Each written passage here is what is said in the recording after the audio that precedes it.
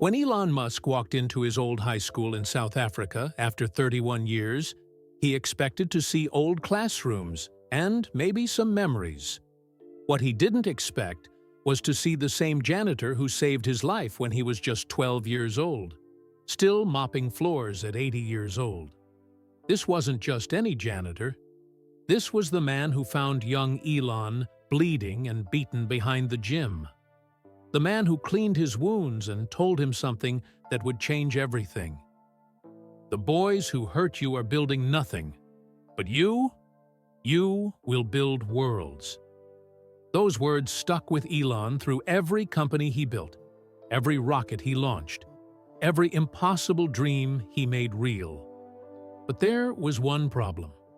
Elon had made a promise to come back and help this man. And for 36 years, he forgot. Now, standing in that same hallway, Elon learned the terrible truth. Samuel Dlamini had worked at this school for 58 years straight, never missing a single day. He made only $223 a month. His wife had died because they couldn't afford her medicine. His pension had been stolen. And at 80 years old, he was still here, still working, still invisible. Elon pulled out his phone and made one call that would change everything. He said 5 words: "Clear my schedule." All of it. What happened next shocked the entire world. Elon didn't just write a check. He didn't just say thank you. What he did was so big, so stunning, that it made millions of people cry and changed how we think about the people we never see. But here's the part that will blow your mind. It involves a spaceship, a name that will travel to Mars, and a moment that made 3,000 rocket scientists stand up and cry. Stay with me through this whole story, and because what Elon did for this 80-year-old janitor proves that one small act of kindness can literally change the world. And the ending? You won't believe where Samuel Dlamini's name ended up. Let me tell you how a forgotten janitor became the most important man in the room where they build rockets to Mars. The armored Cadillac Escalade cut through the pre-dawn darkness of Pretoria like a black knife, its headlights sweeping across jacaranda trees that had stood sentinel over this neighborhood since before apartheid, before independence, before the world knew the name Elon Musk. It was 6:17 a.m. on October 15, 2024. Inside the vehicle, Elon sat in the back seat, his face illuminated by the blue glow of his phone as he scrolled through X, the platform he'd renamed from Twitter 2 years earlier. His thumb moved with mechanical precision, like repost, reply, scroll. The rhythm of a man who processed information faster than most people breathed. "Sir, we're 5 minutes out," his security chief, Marcus Webb, said from the passenger seat. The South African accent was still there, buried under 20 years of American living, but rising to the surface now that they were back on home soil. Elon didn't look up. "Take the west entrance. I want to walk through the science building first." "The event doesn't start until 9, Mr. Musk. The school won't be—" "I know." Elon's voice was flat, final. "That's the point." The Escalade turned onto Bronkhorst Street, and suddenly there it was, Pretoria Boys High School, rising from the manicured grounds like a monument to colonial aspiration. Red brick and white trim. Tall windows that had watched generations of South African boys transform into men, or at least into the kind of men this country once valued. Elon felt something tighten in his chest. Not sentiment exactly, more like muscle memory of old wounds. He hadn't been back in 31 years. The vehicle rolled to a stop near the west entrance, away from where the anniversary gala preparations were already underway. In 7 hours, this place would be filled with alumni, donors, and politicians eager to shake hands with the richest man in the world. The school's website had been promoting it for months. Distinguished alumnus Elon Musk returns for our 125th anniversary. They'd sold tickets, charged 5,000 Rand per plate. Elon had bought a table and sent it empty, just to watch them scramble. Now, and he stepped out into the cool, high-veld air. That specific quality of oxygen at 1,400 meters elevation that existed nowhere else on Earth. It smelled like yesterday: cut grass, diesel exhaust from the morning taxis, and something else. Something that made him 15 again, small again, afraid again. "Wait here," he told Marcus. "Sir, protocol requires—" "I'm walking into my old high school at 6:30 in the morning, Marcus. I think I'll survive." Elon's lips curved into something that wasn't quite a smile. "The worst bullies are all middle-aged accountants now." I checked. He'd actually checked. Net worth, current employment, marital status, the benefits of having access to every database on Earth. Marcus didn't argue. You didn't argue with Elon Musk when his mind was made up. You just updated the insurance policy. No, Elon walked toward the west entrance, his sneakers, custom Yeezys, a gift from Kanye back when they were still speaking, crunching on the gravel path. He was wearing dark jeans and a black SpaceX hoodie. No suit, no tie. If they wanted the richest man in the world, they could have him as he actually was, not dressed up like a performing seal. The door was unlocked. Of course it was. This was South Africa, where school staff arrived before sunrise to sweep, clean, and prepare before the students flooded in like a daily invasion. The hallway hit him like a physical force. Green tiles. The exact same green tiles. Industrial, indestructible. The color of institutional indifference. They stretched ahead of him in a perfect geometric grid, leading toward the science wing where he'd spent every lunch period, every free moment. He hiding in the computer lab with the Commodore PET and the radio electronics magazine someone's father had donated. The smell was the same too, floor wax and teenage sweat, and something like copper, like old radiators heating up for winter. Elon walked slowly, his hands in his hoodie pockets. Each step was a memory. That's where Bradley Houghton had tripped him in 1984. Sent him sprawling, scattered his books across the floor while 20 kids laughed. That's where Mr. Theron had failed him on a physics test, because his answer was too detailed, because he'd shown his work using university-level calculus that made the teacher feel small. He kept walking. The hallway opened into a wider corridor, the one that connected to the gymnasium. Elon stopped. That's when he saw him. An elderly black man in navy blue coveralls, bent over a rolling yellow bucket, pushing a mop across the green tiles in slow, methodical strokes. Left, right, left, right. The rhythm of repetition, of muscle memory earned through decades. The man was thin, not frail exactly, but worn down like a stone smoothed by water. His hair was completely white, trimmed close to his skull. He wore thick glasses that reflected the fluorescent lights overhead. And his hands, dark, gnarled, strong despite his age, gripped the wooden mop handle with practiced ease. Something in Elon's brain clicked. A facial recognition algorithm running on organic hardware. No, it couldn't be. He took 3 steps forward. "Mr. Dlamini?" The old man looked up slowly, squinting. His eyes were clouded at the edges. Cataracts, probably, but still sharp in the center. He studied Elon for a long moment. And Elon could see him sorting through thousands of faces, tens of thousands of students who'd walked these halls while he cleaned up after them. Then his face changed. His eyes widened. His mouth opened slightly.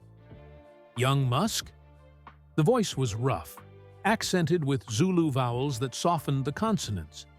"Little Elon," who read during lunch. The floor tilted. Elon's throat went tight. His hands, which had signed billion-dollar contracts without trembling, started to shake. He pulled them from his pockets and clasped them together. "You remember me." It wasn't a question. It was an expression of shock. Samuel Dlamini, because yes, this was Samuel Dlamini, the same man, impossibly still here, leaned his mop against the wall and took a step closer.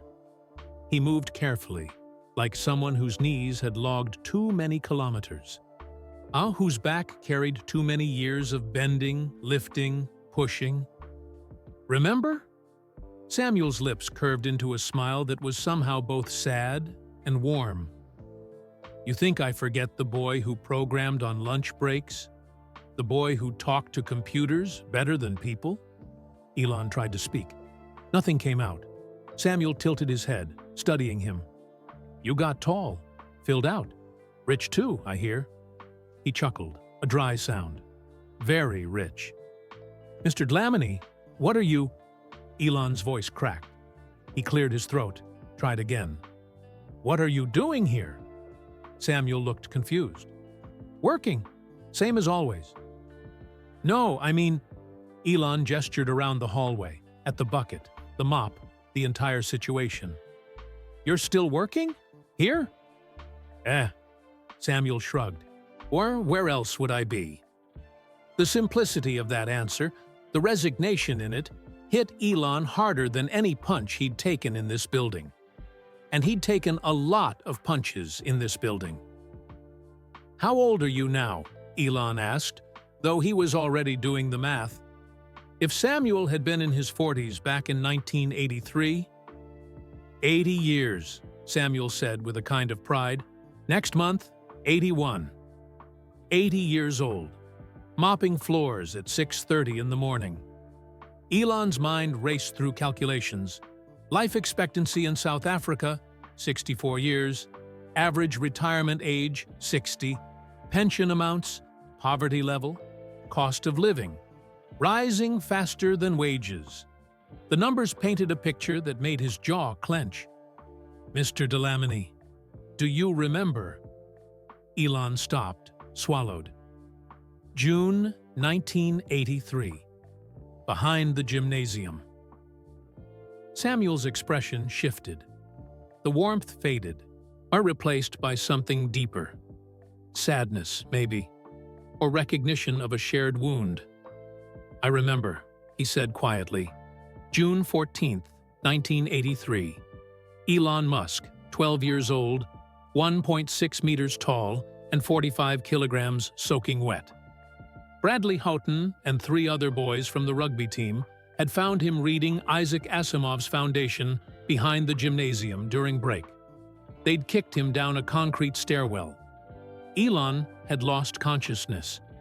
He'd woken up with blood in his mouth and Samuel Dlamini's face hovering above him.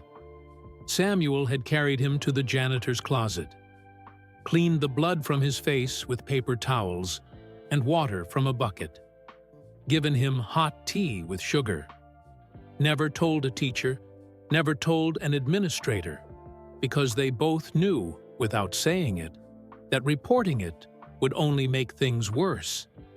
And Samuel had said something that day, something Elon had never forgotten. "You told me," Elon said now, his voice barely above a whisper, "that the boys who hurt me were building nothing, and that I would build worlds." Samuel's eyes went bright. Tears, maybe, or just the reflection of fluorescent lights. "You remembered that?" "I've remembered it every day for 41 years. The old man nodded slowly. "And? Did you build worlds, young Musk?" Elon thought about Tesla. 140,000 employees, 5 million vehicles produced, the electric vehicle revolution they'd forced onto an unwilling auto industry. He thought about SpaceX, Falcon 9 rockets landing themselves like science fiction. Starship being stacked in Texas right now, 120 meters tall. designed to carry 100 people to Mars. He thought about Neuralink, the Boring Company, in the satellite internet constellation that was bringing connectivity to the most remote corners of Earth. He thought about his net worth, $241 billion as of yesterday's market close. "I tried," Elon said. Samuel smiled. "You did more than try." They stood there in the green-tiled hallway, the billionaire and the janitor, separated by every measure of worldly success, but connected by a moment of kindness, delivered when it mattered most. Elon pulled out his phone, an iPhone 15 Pro, customized with SpaceX firmware, and opened his calendar.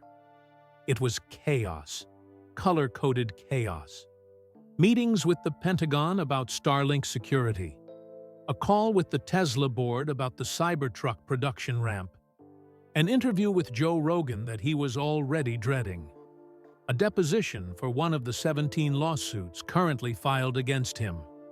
His entire life, segmented into 15-minute increments, optimized for maximum productivity. He looked at Samuel Dlamini, 80 years old, mopping floors for what was probably less than $300 a month. And something inside Elon Musk, something that had calcified over years of ruthless efficiency, of treating human beings like variables in optimization problems, of moving fast and breaking things, including people, cracked. He pressed the phone icon and called his executive assistant, Sarah Chen, in Austin. It was 11:35 p.m. there. She answered on the first ring because she always answered on the first ring. "Sarah," Elon said, his eyes never leaving Samuel's face.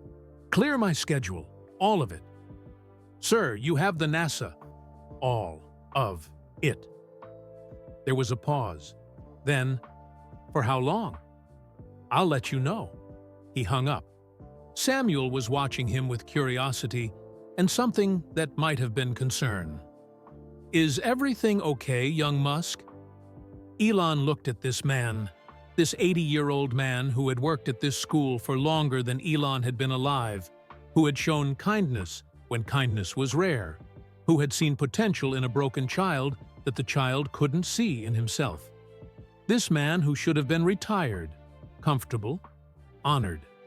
This man who was still pushing a mop at dawn. "No," Elon said quietly, "but it's going to be." Samuel didn't understand. How could he? He tilted his head, adjusted his thick glasses, waited for explanation. But Elon wasn't ready to explain. Not yet. First, he needed information.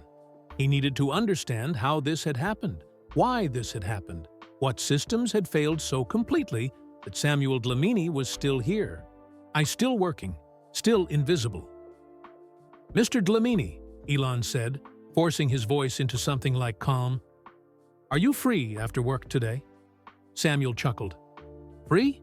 I'm 80 years old, and I mop floors. I'm very free." "What time do you finish?" 3 o'clock. "I'll be back at 3. Don't leave, please." Samuel's confusion deepened. "Why?" Elon reached out and gripped the old man's shoulder, gently, aware that he was touching someone who might break, someone who mattered more than Samuel could possibly know. "Because I owe you a debt," Elon said, "and I always pay my debts." He turned and walked back down the green-tiled hallway, his footsteps echoing off walls that had witnessed both his lowest moment and Samuel Dlamini's quiet heroism. Behind him, Samuel stood with his mop, watching the richest man in the world disappear around the corner. And he shook his head slowly, picked up his mop, and returned to his work. He had floors to clean. He didn't know, couldn't know, that his life was about to change in ways that would stun the world. Samuel Dlamini pushed his mop across the green tiles and tried to make sense of what had just happened. Elon Musk. Little Elon. The skinny white boy who used to hide in the computer lab. He'd become someone. Samuel had known he would. You could see it in the boy's eyes, that burning intensity, that refusal to accept the world as it was. But this, the richest man on Earth? The man who built electric cars and rockets to space? Samuel paused, leaning on his mop handle, feeling the familiar ache in his lower back. 60 years of bending, lifting, pushing, scrubbing. His body was a ledger of labor, each pain a line item in an accounting that never balanced. He looked down the empty hallway where Elon had disappeared and felt something he hadn't felt in a very long time. Hope. Then he shook his head, chuckled at his own foolishness, and kept mopping. Hope was a luxury for young men. At 80, you learned to live with what was, not what might be. Pretoria, South Africa, June 1983. Samuel Dlamini had been a janitor at Pretoria Boys High School for 17 years when he found the Musk boy bleeding behind the gymnasium. It was a Tuesday. He remembered because Tuesdays were when he cleaned the sports facilities, the locker rooms that reeked of adolescent sweat and cheap deodorant, the gymnasium floor that needed to be buffed to a mirror shine, the rugby field where white boys learned to be men through controlled violence. He'd been carrying his cleaning cart around the back of the building, heading toward the equipment shed, when he heard it, a soft, wounded sound. Not crying exactly, more like breathing through pain. Samuel stopped, listened. There it was again. He left his cart and walked toward the sound, rounding the corner where the concrete stairwell descended to the basement storage area. That's where he found him. A small boy, 12, maybe 13, crumpled at the bottom of the stairs like discarded laundry. His face was swollen on one side, already purpling. Blood leaked from his nose and split lip. His glasses lay shattered 3 meters away. But what Samuel remembered most were the boy's eyes. Even through the pain, even through the swelling, those eyes were alert, calculating, already processing what had happened, categorizing the damage, determining the optimal response. Not the eyes of a victim, the eyes of someone planning survival. Jesus, Samuel breathed, hurrying down the stairs. His knees protested. They always protested, but he ignored them.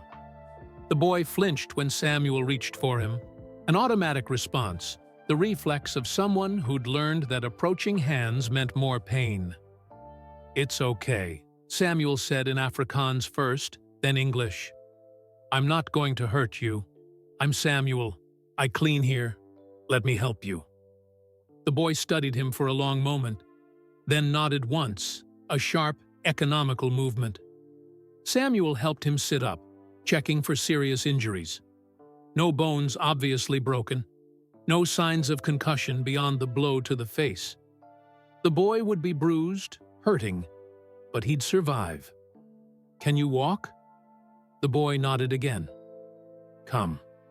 Not to the nurse. She'll make a report, and they'll call your parents and make a big scene. Trust me, that only makes things worse." The boy's eyes flickered with understanding. He understood the mathematics of institutional response, how reporting violence often multiplied it. Samuel helped him stand and half-carried him to the janitor's closet, a small room near the maintenance entrance that smelled of cleaning chemicals and concrete. He sat the boy on an overturned bucket and wet some paper towels in the utility sink. "This will sting," Samuel warned. The boy didn't flinch when Samuel cleaned the blood from his face. Didn't make a sound. Just sat there, breathing carefully through his mouth, his eyes fixed on some point in the distance. "What's your name?"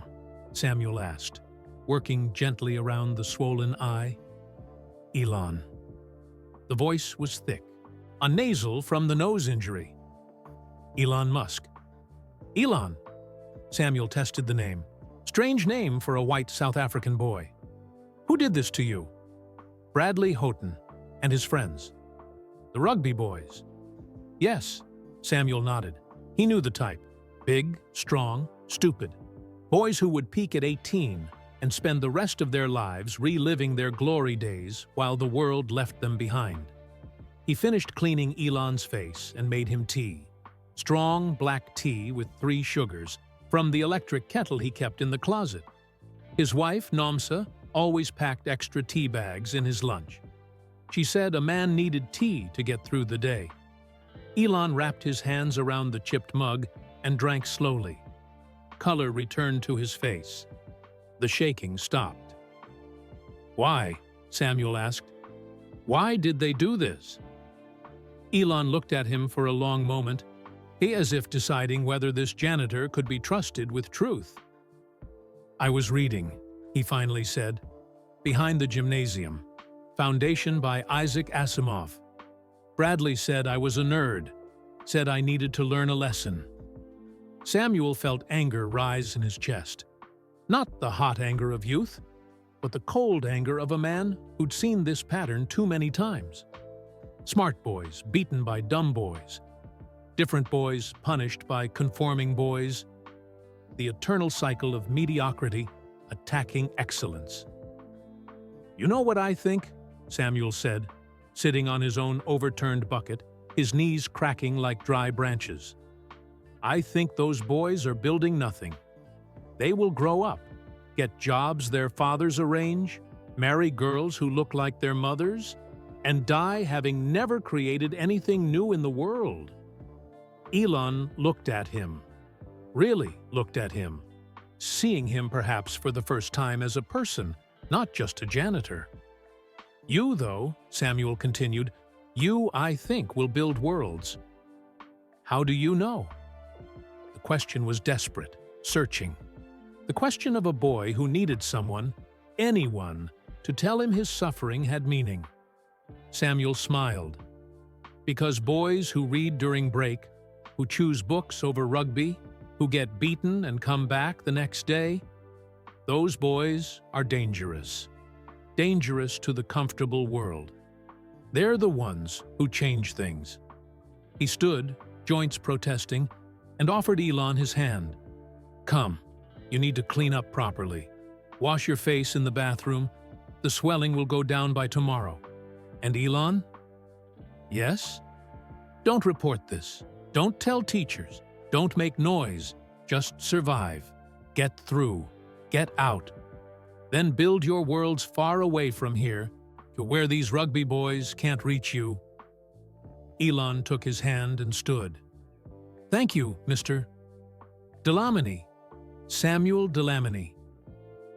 "Thank you, Mr. Delamony." Samuel watched the boy walk away, limping slightly, his shirt torn at the shoulder. He didn't know then what would come of this small kindness. He didn't know he'd just saved the man who would revolutionize 3 industries and become the richest person on Earth. He just knew that some boys deserved better than they got. March 1984. Samuel found Elon in the computer lab at 11 p.m. on a Tuesday. He'd been doing his evening rounds, checking locks, turning off lights, ensuring the school was secure, when he noticed a glow coming from under the computer lab door. He opened it quietly and found Elon hunched over a Commodore PET computer, his fingers flying across the keyboard, his face illuminated by the green monochrome screen. "The school is closed," Samuel said. Elon jumped, spinning around. His face went through several expressions: fear, guilt, defiance, before settling on resignation. "I know. I'm sorry. I broke back in through the science wing window. I needed to finish this program before tomorrow, and the lab closes at 5 p.m., and I had to wait for my mom to pick me up at 6 and—" The words tumbled out in a rush. Samuel held up a hand. "Stop. Breathe." Elon stopped. Breathed. Samuel walked into the lab and looked at the screen. Lines of code scrolled past, incomprehensible to him. Basic, maybe? Pascal? He'd heard students talk about programming languages, but never understood them.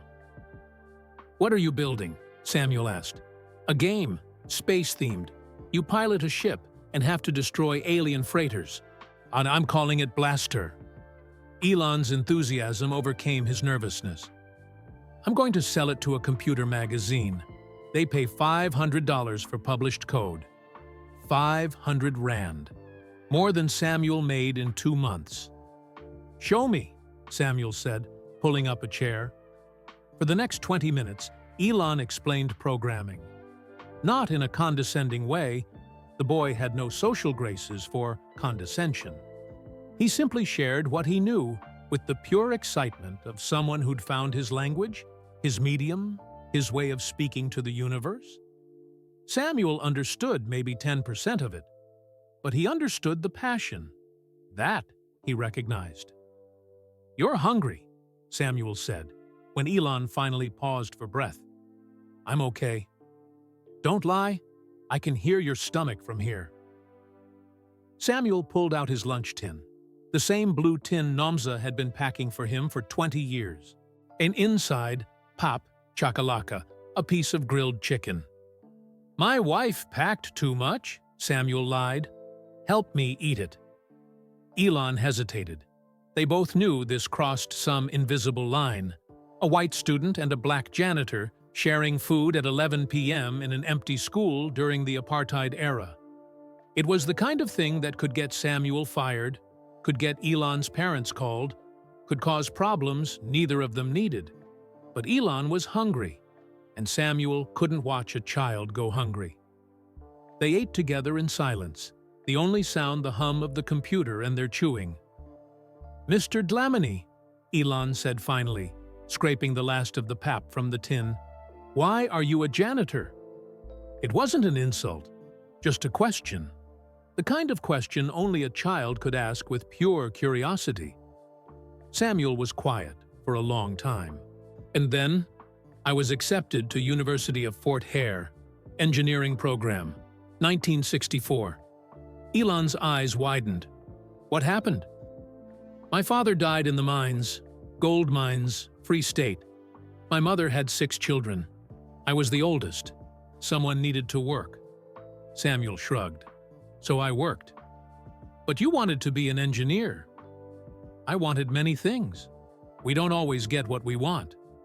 Elon looked at him with an expression Samuel couldn't quite read. Sadness, maybe, or determination. Can you learn programming? Elon asked suddenly. Me? I'm 43 years old. Too old for computers. That's stupid. Age doesn't matter. If you can think logically, you can code. Elon turned back to the screen. Here, this is basic.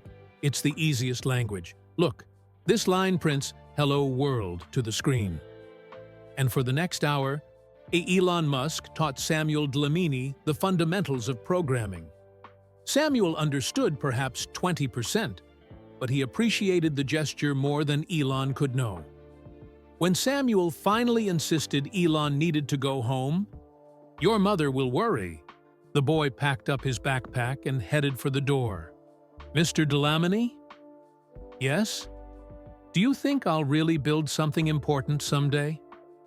Samuel thought about the boy's dedication, his intelligence, his refusal to be broken by bullies or circumstances. I think, Samuel said carefully, that you'll build things I can't even imagine. Elon smiled, a rare, genuine smile that transformed his serious face, and disappeared into the night. Samuel locked the computer lab and continued his rounds, feeling strangely hopeful. November 1984. Elon appeared at Samuel's janitor closet during lunch break with something folded in his hand. I made this for you, he said, thrusting the paper forward awkwardly. Samuel unfolded it carefully. It was a computer program, handwritten in careful block letters. A calculator program written in BASIC. Simple, elegant, functional. You can type this into any computer with BASIC, Elon explained, the words coming fast. It does addition, subtraction, multiplication, division. I added comments so you can understand each line. I thought maybe you could use it. for your studies, if you're still learning. Samuel felt his throat tighten. In 18 years of working at this school, no student had ever given him anything. Not a thank you, not a Christmas card, not even acknowledgement that he was more than a piece of furniture that happened to clean. And here was this strange, brilliant, beaten-down boy, giving him the only thing he had to give: knowledge. "Thank you, Elon," Samuel said quietly. "I will keep this forever." "It's just a program. It's not just a program. It's proof that you see me. That matters more than you know." Elon looked uncomfortable with emotion. He always did. So Samuel changed the subject. "How is school? The rugby boys?" "They mostly leave me alone now. I stay in the computer lab. They think I'm weird, but not worth the effort." "Good. Keep your head down. Keep building. Soon, you'll be somewhere better." "Canada," Elon said. "I'm going to Canada after I finish school. Then maybe America. Anywhere but here." Samuel nodded. "Smart. This country is changing. But too slowly. A boy like you needs faster change." They talked for a few more minutes before Elon had to go to class. Samuel folded the program carefully and put it in his wallet, behind the photograph of Nomsa and their 4 children. 41 years later, it would still be there, yellowed and worn, but preserved. In 1988, the night before Elon left for Canada, he found Samuel cleaning the main hallway. Elon was 17 now, taller, filled out slightly, but still carrying that intensity that made him seem like he was vibrating at a frequency slightly higher than normal humans. "Mr. Delamony," Samuel looked up from his mopping. "Elon, shouldn't you be at home packing?" "I'm packed. I needed to say goodbye." They stood in the green-tiled hallway, the same hallway where they'd first met 5 years earlier. "So Canada will be good for you," Samuel said. "Cold, but good." "I'm going to be someone important," Elon said suddenly, urgently. "I'm going to build companies, change industries, make enough money that I never have to worry about anything. And when I do, when I'm important, I'm going to come back and help you." Samuel smiled sadly. "Elon, you don't need to. I mean it. You helped me when no one else did.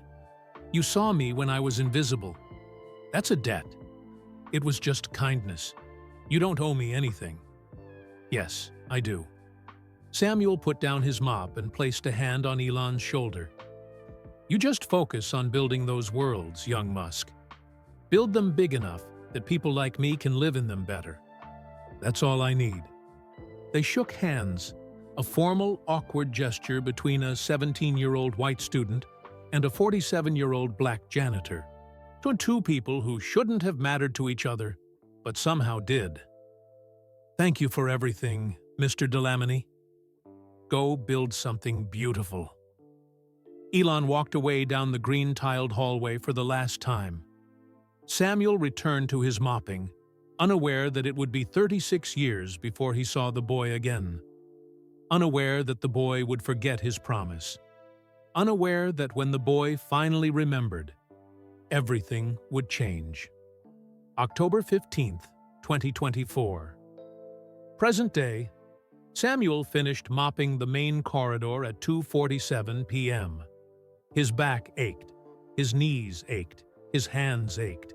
The catalog of pain that came with 80 years of living and 60 years of manual labor. He'd been thinking about Elon all day. The shock of seeing him. The impossible reality that little Elon had become that Elon. The one on television, on the internet, in the newspapers, and the one who launched rockets and built cars and fought with celebrities on social media.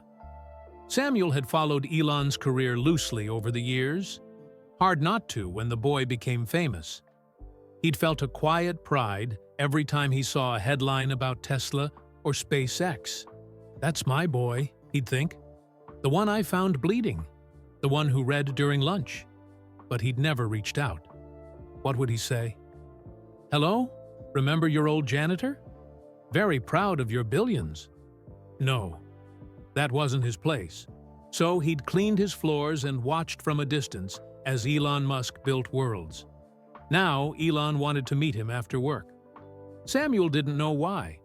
Nostalgia, probably. Rich people got nostalgic about their humble beginnings. They liked to revisit the places they'd escaped, congratulate themselves on how far they'd come. Samuel didn't judge. Everyone needed their own stories about themselves. He returned his cleaning cart to the maintenance room, changed out of his coveralls into his street clothes, worn khaki pants and a button-up shirt with frayed cuffs, and walked toward the west entrance. Elon was waiting outside, leaning against his black Escalade, staring at his phone. "Young Musk," Samuel called. Elon looked up and smiled. That same awkward smile from 36 years ago. The smile of someone who'd never quite learned how to arrange his face for social situations. "Mr. Dlamini, thank you for waiting. You asked me to wait, so I waited." Samuel walked over, moving carefully on his tired legs. "Now, why? Why did you want to see an old janitor?" Elon's smile faded. His eyes, those intense, calculating eyes, fixed on Samuel with uncomfortable focus. "Mr. Dlamini, I need to ask you something, and I need you to be honest with me." "I'm always honest. Too old to be anything else." "Why are you still here?" Elon gestured at the school building. "At 80 years old. Why are you still working?" Samuel looked at this boy, this man, who'd escaped everything Samuel couldn't escape. And he gave the simplest, most devastating answer he had. "Where else would I go?" The question hung in the air between them like smoke, dense and suffocating. Where else would I go? Elon felt something crack inside his chest, not breaking exactly, but fracturing along fault lines he'd spent decades reinforcing. He'd built his entire life on the principle of solving problems, of refusing to accept constraints that other people called reality. Weight too expensive to launch to orbit? Build reusable rockets. Are cars too dependent on oil? Electrify everything. Humanity stuck on one planet? Go to Mars. But standing here, looking at Samuel Dlamini's weathered face and resigned eyes, Elon confronted a problem he'd ignored for 36 years. His own broken promise. "Can we talk?" Elon asked. "Somewhere private?" Samuel glanced back at the school building. "My shift is done. I suppose we can talk in my office." "Your office?" "The janitor's closet. Same one where I cleaned your face in 1983. They walked through the empty corridors. School had let out an hour ago. Teachers were in meetings. The building belonged to them. Samuel moved slowly, his gait uneven, favoring his right leg. Elon matched his pace, forcing himself not to rush ahead, not to optimize this moment for efficiency. Some things couldn't be optimized. And the janitor's closet was exactly as Elon remembered. Small, concrete-walled, smelling of industrial cleaner and decades of accumulated must. A utility sink stained with rust. Metal shelving units stacked with supplies. A single folding chair. An electric kettle on an upturned crate, surrounded by tea bags, instant coffee, and a plastic container of sugar. Samuel gestured to the folding chair. "Sit. You sit, please. This is my office. I'll stand." Elon didn't argue. He sat, feeling absurdly large in this tiny space, like Alice after eating the growing cake. Samuel leaned against the utility sink, arms crossed, waiting, patient.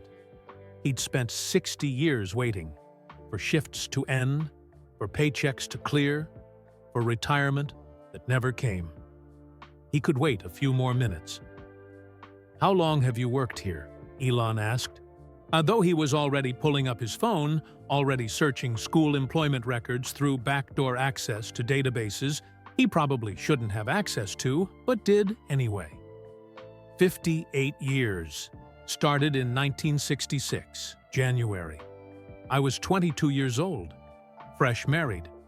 My wife Nomsa was pregnant with our first child. Elon's phone confirmed it.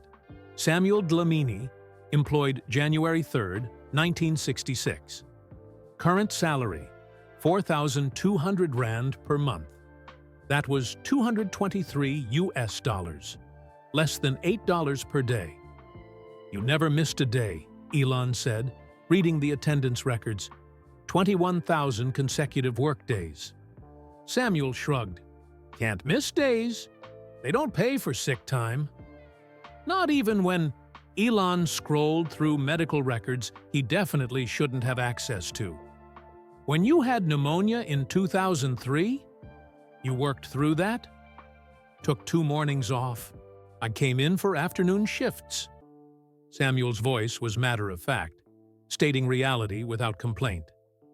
Bills don't care if you're sick. Elon felt acid rising in his throat. He forced himself to keep asking questions, to map the full topology of this injustice. Your wife, Nomsa, when did she?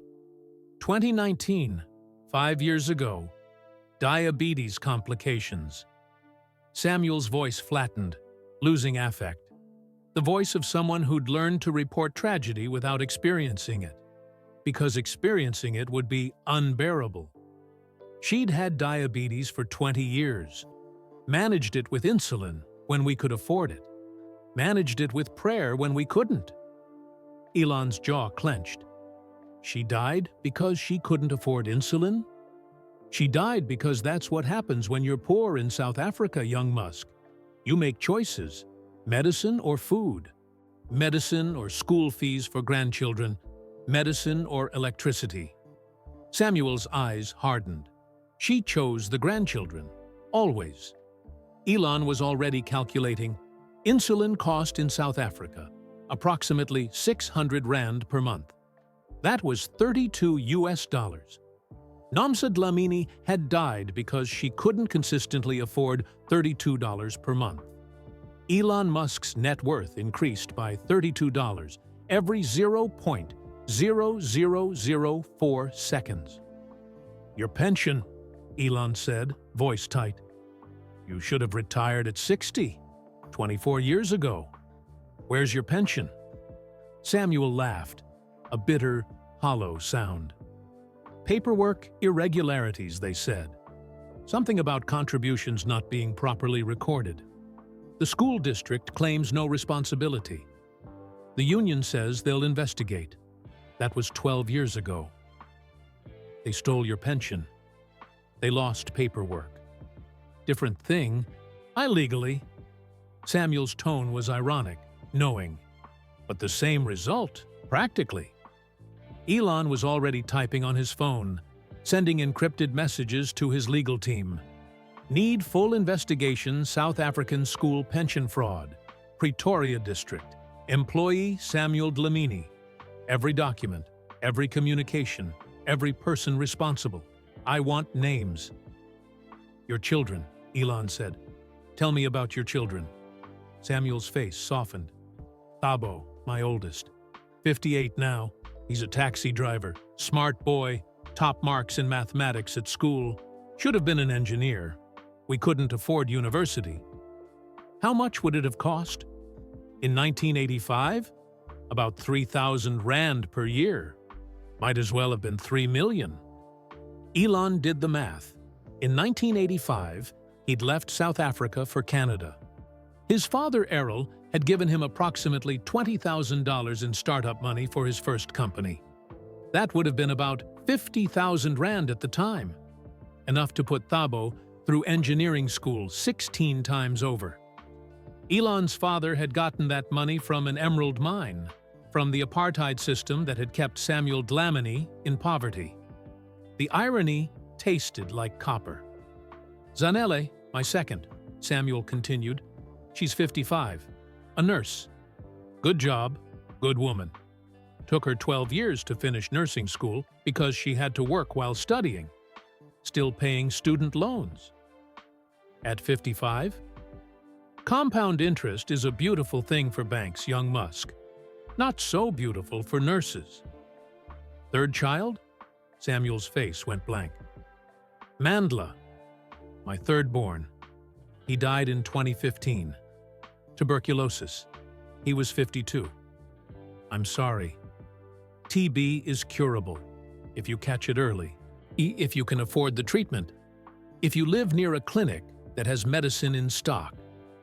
Samuel's voice was flat again, reporting facts. He lived in rural Eastern Cape, worked on a farm. By the time he got to a hospital, it was too late. Elon felt something he rarely felt: helplessness. He could build rockets, but couldn't save Samuel's son. He could create global payment systems, but couldn't fix pension fraud. He could. And precious, Samuel said, and his voice warmed again. My youngest, 49, she's a teacher. Primary school in Mamelody Township. 45 children in her classroom. Not enough desks, not enough books. She buys supplies with her own salary. That's where you live? Mamelody? For 30 years now. 2-room house, concrete block. It's fine. Elon knew Mamelody. Everyone who grew up in Pretoria knew Mamelody. Or it was the township, the place where black South Africans had been forcibly relocated during apartheid. The place that remained poor long after apartheid officially ended. High unemployment. High crime. Infrastructure that barely worked. How do you get to work? Elon asked.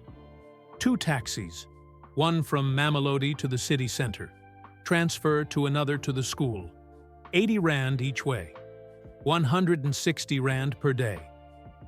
Elon calculated 160 Rand out of a daily wage of roughly 200 Rand, assuming a 21-day work month. Samuel spent 80% of his wages just getting to work. That's insane, Samuel shrugged. That's normal. Most people in Mamelody spend half their wages on transport. I'm lucky the school is only 30 kilometers away. Some people travel 50, 60 kilometers. Lucky, Elon repeated, the word tasting like ash. Now they sat in silence for a moment. Outside, Elon could hear the sounds of after-school activities, cricket practice, choir rehearsal, the privileged sounds of youth who'd never worry about taxi fare or insulin or whether education was affordable. Mr. Delamony, Elon said finally, I made you a promise. In 1988. Do you remember? Samuel's eyes sharpened. You said you'd come back and help me when you were important. I forgot. The admission felt like swallowing broken glass. I didn't mean to forget. But I built my companies, and I fought my battles, and I had my children, and somewhere in all of that, I forgot the one person who saw me when I was nothing. You weren't nothing. I was bullied, broken, scared. You were kind to me, and I forgot you for 36 years. Samuel studied him for a long moment. You know what I think, on young Musk? I think you remembered. Every time you were treated badly, you remembered. Every time someone kicked you when you were down, you remembered. I think I'm in your code somewhere, in the way you build things. You don't remember me specifically, but you remember what I represented. Someone who saw potential when others saw weakness. It was the most generous interpretation possible. Elon didn't deserve it. That's not enough, Elon said. Kind words 36 years ago don't pay for insulin. Don't send children to university. Don't prevent tuberculosis deaths. No, Samuel agreed. They don't. So, let me fix this. Samuel's expression became guarded. Fix what? Everything. Your pension, your housing, your children's student loans, your grandchildren's education. I can write a check right now that solves all of it. And then what? Elon blinked. What do you mean? I mean, what happens after you write the check? You feel better about yourself? You fly back to America and tell your friends you helped your old janitor? You put it in a tweet? Samuel's voice wasn't angry, just tired. I'm 80 years old, Elon. I've been poor my entire life. I know how charity works. It makes the giver feel good, but it makes the receiver feel small. I'm not trying to make you feel small. I know, but that's what happens anyway. Samuel moved to the electric kettle and started preparing tea. His hands shook slightly. Age or emotion, Elon couldn't tell. My whole life, I've worked, built things, even if what I built was just clean floors and working toilets. A man needs to build, needs to contribute. You understand that? You're a builder too. Elon did understand. He thought about how lost he felt on the rare vacations his partners forced him to take, how he needed work the way other people needed air. So what do you want? Elon asked. Because I owe you a debt, Mr. Dlamini, and I don't like carrying debt. Samuel poured hot water over a tea bag, added 3 sugars, the same way he'd made tea for 12-year-old Elon. He held out the mug. First, drink this. You look like you need it. Elon took the mug. Their hands touched briefly. Elon's smooth and uncalloused, Samuel's weathered and scarred by decades of labor. Second, Samuel continued, stop calling it a debt. You were a child. I was an adult. Adults help children. That's not transactional. But, third, if you really want to help, don't just help me. I'm 80. I've lived my life. Help the people who still have time. Help the Thabos, who should be engineers. Help the Zanilis, who shouldn't spend 30 years paying for nursing school.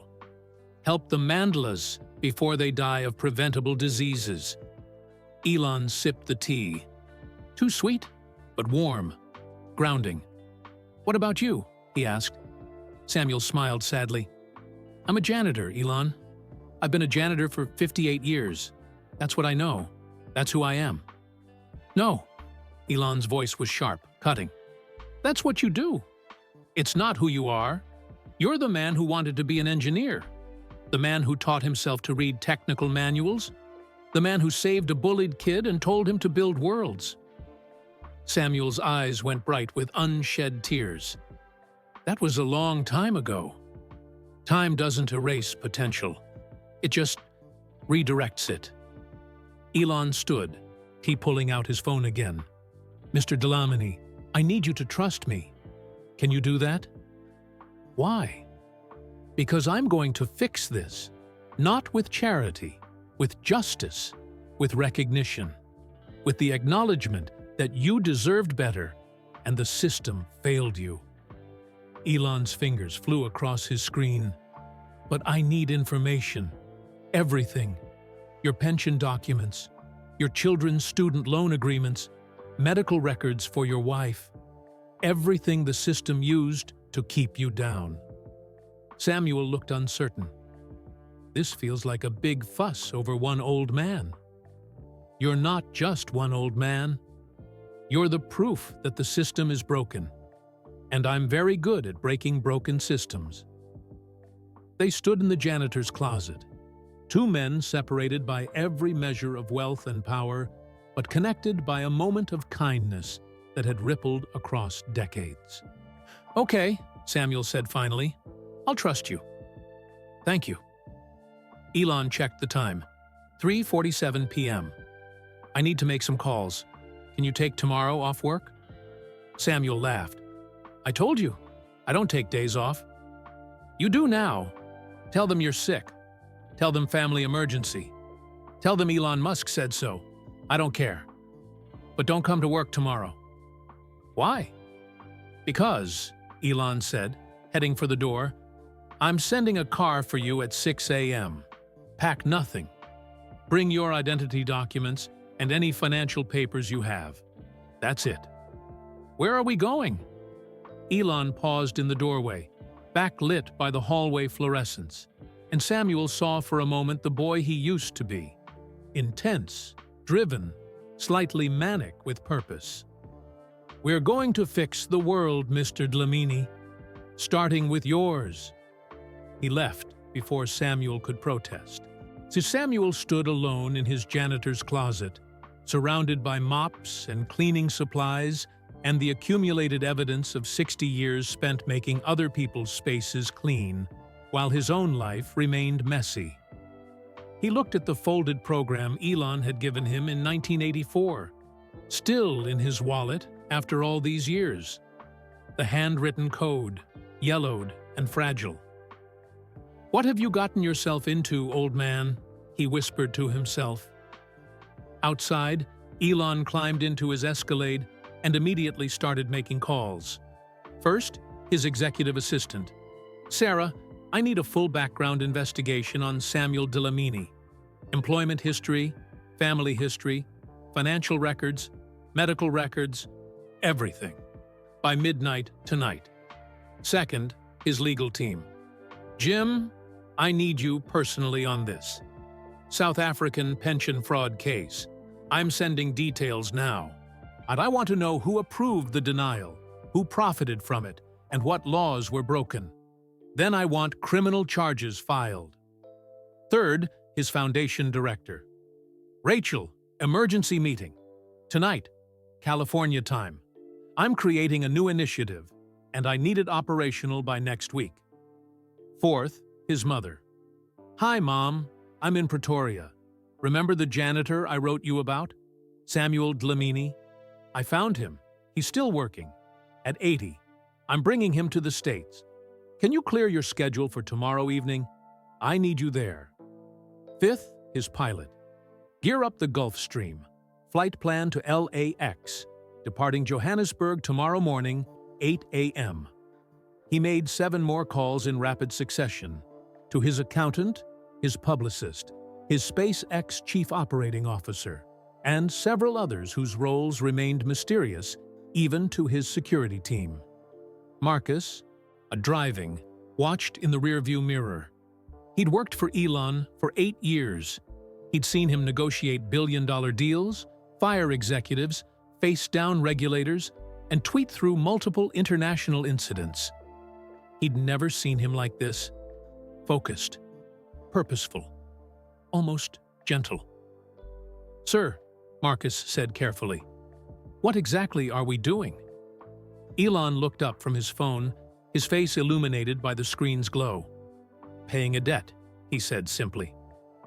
The Escalade merged onto the highway, heading toward Elon's hotel, carrying the world's richest man as he planned to upend the life of one forgotten janitor. Behind them, in his 2-room concrete block house in Mamelodi Township, Samuel Dlamini sat on his narrow bed and wondered if he'd just made a terrible mistake. Tomorrow would bring answers. Tomorrow would change everything. But tonight, Samuel just felt tired. 80 years tired. Samuel woke at 4:30 a.m., same as he had for 58 years. His body didn't need an alarm. It had internalized the rhythm of labor, the cadence of necessity. Wake, wash, dress, walk to the taxi rank, ride to work, clean, repeat. But today, something was different. He sat on the edge of his bed in the darkness of his Mamelodi home and remembered. Don't come to work. Car at 6 a.m.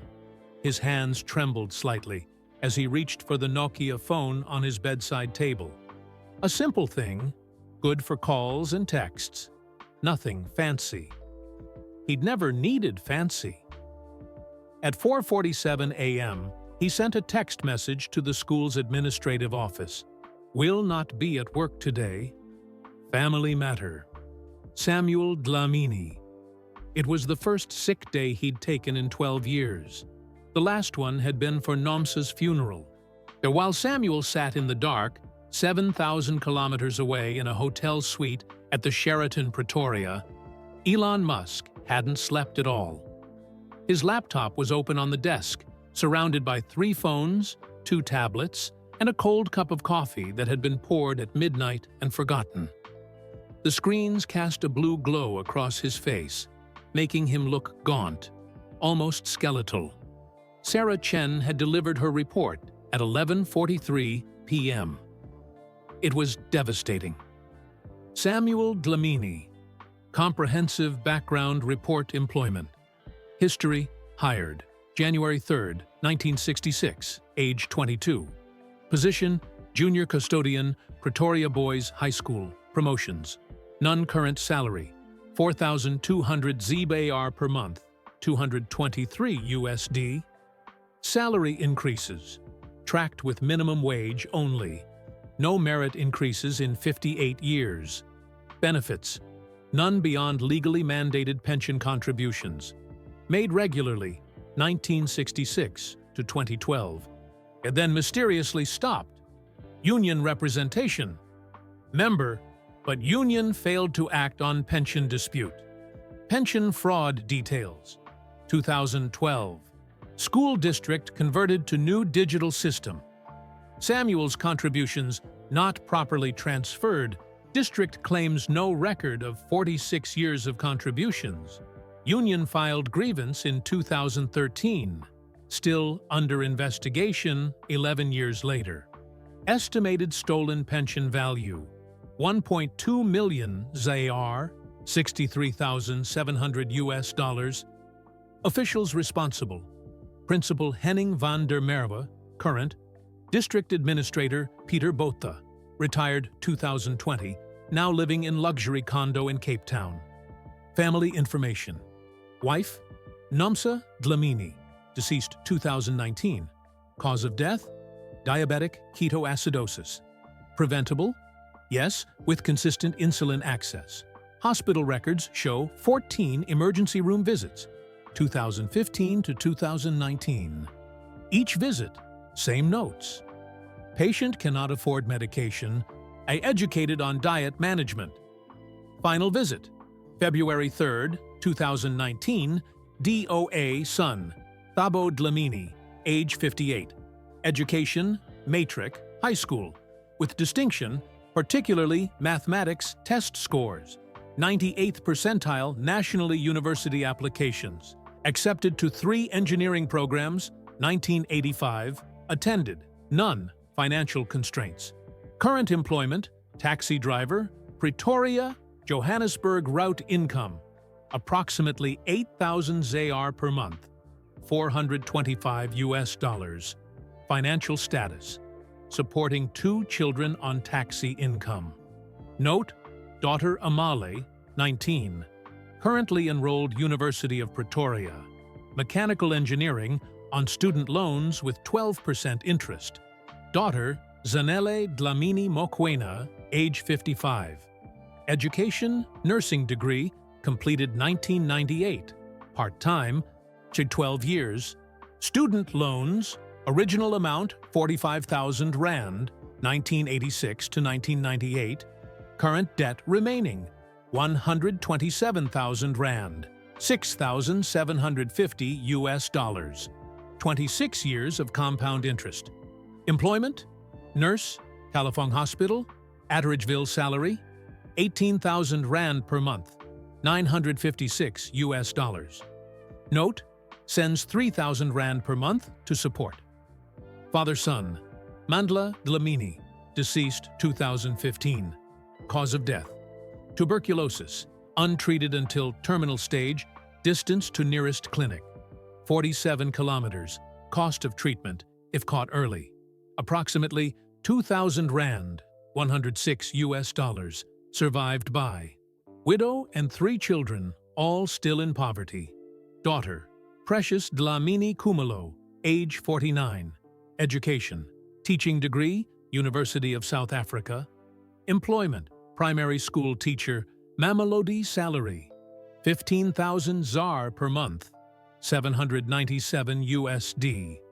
Classroom conditions, 45 students, 30 desks, insufficient textbooks, personal spending on classroom supplies, approximately 2,000 Rand per month, 13% of salary. Housing, location, Extension 12, Mamelodi Township. Type RDP House, government-subsidized reconstruction. Size 36 square meters, 387 square feet. 2 rooms. Condition functional but minimal. Cracked walls, leaking roof, intermittent electricity. Value approximately 180,000 ZAR, 9,560 US dollars. Transportation route Mamelodi to Pretoria Boys High School. Method 2 taxis, no direct route. Daily cost 160 ZAR, 80% of daily wages. Annual transportation cost 41,600 ZAR, almost 1 year's salary. Medical history: Samuel, cataracts, untreated. Arthritis, managed with over-the-counter medication. A high blood pressure, inconsistent medication. Annual medical costs, approximately 8,000 Rand, 425 US dollars. Percentage of annual income, 15.8%. Financial summary: monthly income, 4,200 Rand monthly expenses. Transport, 3,360 Rand. Food, 1,200 Rand. Electricity, 400 Rand. Medical, 667 Rand. Other, 200 Rand. Total, 5,827 Rand monthly deficit, minus 1,627 ZAR, covered by daughter Zanelle's support, 3,000 ZAR per month. Net worth, house, 180,000 ZAR, savings, 0 ZAR, debts, 0 ZAR, total, 180,000 ZAR, 9,560 USD. Comparative analysis: Elon Musk, net worth, 241 billion USD. Samuel Dlamini, net worth, 9,560 USD. Ratio 25,209,205 to 1. Time for Elon to earn Samuel's lifetime net worth: 1.2 seconds. Elon had stared at that final statistic for 20 minutes. 1.2 seconds. So Samuel Dlamini had worked for 58 years, 21,024 consecutive days, and accumulated wealth that Elon earned in the time it took to blink. The injustice was mathematical, irrefutable, obscene. But it was the other details that hollowed Elon out. The daughter still paying student loans 26 years later. The son who should have been an engineer driving a taxi. The wife who'd died because $32 a month was too expensive. The grandson who'd died of a disease that cost $106 to treat. Each loss was a compound failure of systems: economic, political, social, medical. Each loss was preventable. Each loss was, in some distant way, connected to the same apartheid wealth structure that had given Elon's father money for emerald mines. Elon had sent another email at 2:17 a.m. to James Whitfield, senior partner. The Musk Foundation, legal subject: criminal referral, pension fraud. Jim attached are documents showing systematic theft of pension contributions from Samuel Dlamini and likely hundreds of other school service workers in Pretoria district. I want criminal charges: theft, fraud, embezzlement, whatever applies under South African law. I want asset freezes on everyone involved. I want their houses, their cars, their offshore accounts, everything. And I want it public. Very public. I want every news organization in South Africa to know that this happened, who did it, and what the consequences are. Budget: unlimited. Timeline: now. E.M. He'd sent similar emails to his accountant. Wire $2 million to a holding account for immediate family support. His foundation director developed scholarship program for service workers' descendants. They and his SpaceX COO prepare for a guest at tomorrow's event. At 5:30 a.m., Elon finally closed his laptop and walked to the window. Pretoria was waking up. Lights flickering on across the city, cars beginning to move. The day shift starting for millions of people who would work hard and die poor while people like Elon accumulated wealth they couldn't spend in 10 lifetimes. The system was broken. Elon was very good at breaking broken systems. His phone buzzed. The Tesla Model X he'd sent for Samuel was en route. Samuel heard the car before he saw it. A smooth electric hum, completely different from the diesel rattle of taxis or the struggling engines of his neighbor's old vehicles. Then he saw it through his window. Sleek, black, impossibly clean in the dusty streets of Mamelodi. A Tesla Model X, its falcon wing doors looking like something from a science fiction film. People were already gathering. In Mamelodi, a car like this was an event. Samuel grabbed his ID book, his bank statements, the pension denial letters he'd kept in a folder for 11 years, and the yellowed computer program Elon had written him in 1984. He didn't know why he grabbed that last item. Sentiment, maybe. Or proof that this whole strange situation was real. The driver, a young black woman in a professional suit, stepped out and walked directly to Samuel's door. "Mr. Dlamini?" "Yes. I'm Thandiwe. Mr. Musk sent me to collect you. Are you ready?" Samuel looked back at his house, his small, cracked, leaking house that had been home for 30 years. Then he looked at the Tesla, at Thandiwe's kind face, at the folder of documents in his hand. "Oh, I suppose I am." The falcon wing doors opened upward, drawing gasps from the gathering crowd. Samuel climbed in carefully, his joints protesting, and sank into leather seats that were more comfortable than his bed. "Where are we going?"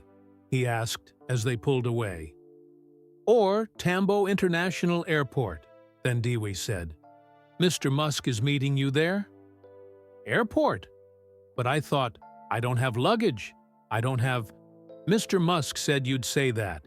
He said to tell you that everything you need will be provided. He also said—" She smiled in the rearview mirror. "He said to tell you that you're not going to work anymore.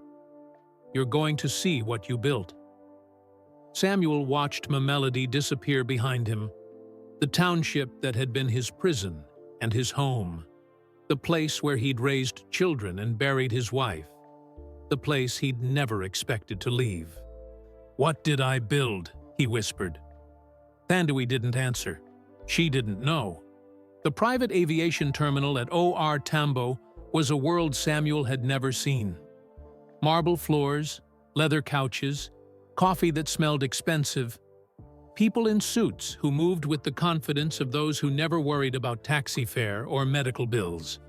Elon was waiting near the windows, staring out at the tarmac, where a Gulfstream G650ER sat gleaming in the morning sun. He turned when Samuel entered, and his face did something strange. Softened, maybe, or cracked. The mask of the CEO fell away, and Samuel saw the boy underneath. The bullied, broken boy from 1983. "Mr. Dlamini," Elon walked over quickly. "Thank you for trusting me." "Did I have a choice?" Elon smiled. Genuine, not the corporate smile Samuel had seen in photographs. "You always have a choice, and you can walk away right now. Go back to Mamelodi. Go back to work. I won't stop you." Samuel looked at him carefully. But I hope you won't, because I spent all night learning about your life, and I'm going to spend today showing you that it mattered. My life, your investment in me, your kindness to a kid who had nothing to offer you. You said I'd build worlds, Mr. Dlamini. I did. And today, you're going to see them. Samuel felt his throat tighten. "Elon, I'm just an old janitor. I don't need grand gestures. I don't need—" "Respect?" Elon interrupted. "Recognition? Justice? You deserve all of that and more. But I'm not giving you charity, Mr. Dlamini. I'm giving you what you earned." A flight attendant appeared. "Mr. Musk, we're ready for departure." Elon offered Samuel his arm, not condescending but supportive, acknowledging the older man's stiff joints. "Where are we going?" Samuel asked as they walked toward the plane. "California, SpaceX headquarters. There are some people who need to meet you." "What people?" Elon paused at the bottom of the aircraft stairs. "Everyone who builds rockets, because they need to know about the man who taught me to believe I could build anything." They climbed the stairs together, the billionaire and the janitor, the boy who'd escaped and the man who'd remained, connected by a moment of kindness that had rippled across 4 decades. The Gulf Stream's interior was cream leather and polished wood. There were 8 seats, each larger than Samuel's bed. A flight attendant offered champagne. Samuel had never been on a plane before. "Are you afraid of flying?" Elon asked as they settled into their seats. I'm 80 years old, young Musk. I'm not afraid of anything anymore." Samuel looked out the window as the plane began to taxi. "Except, maybe, wasting your time."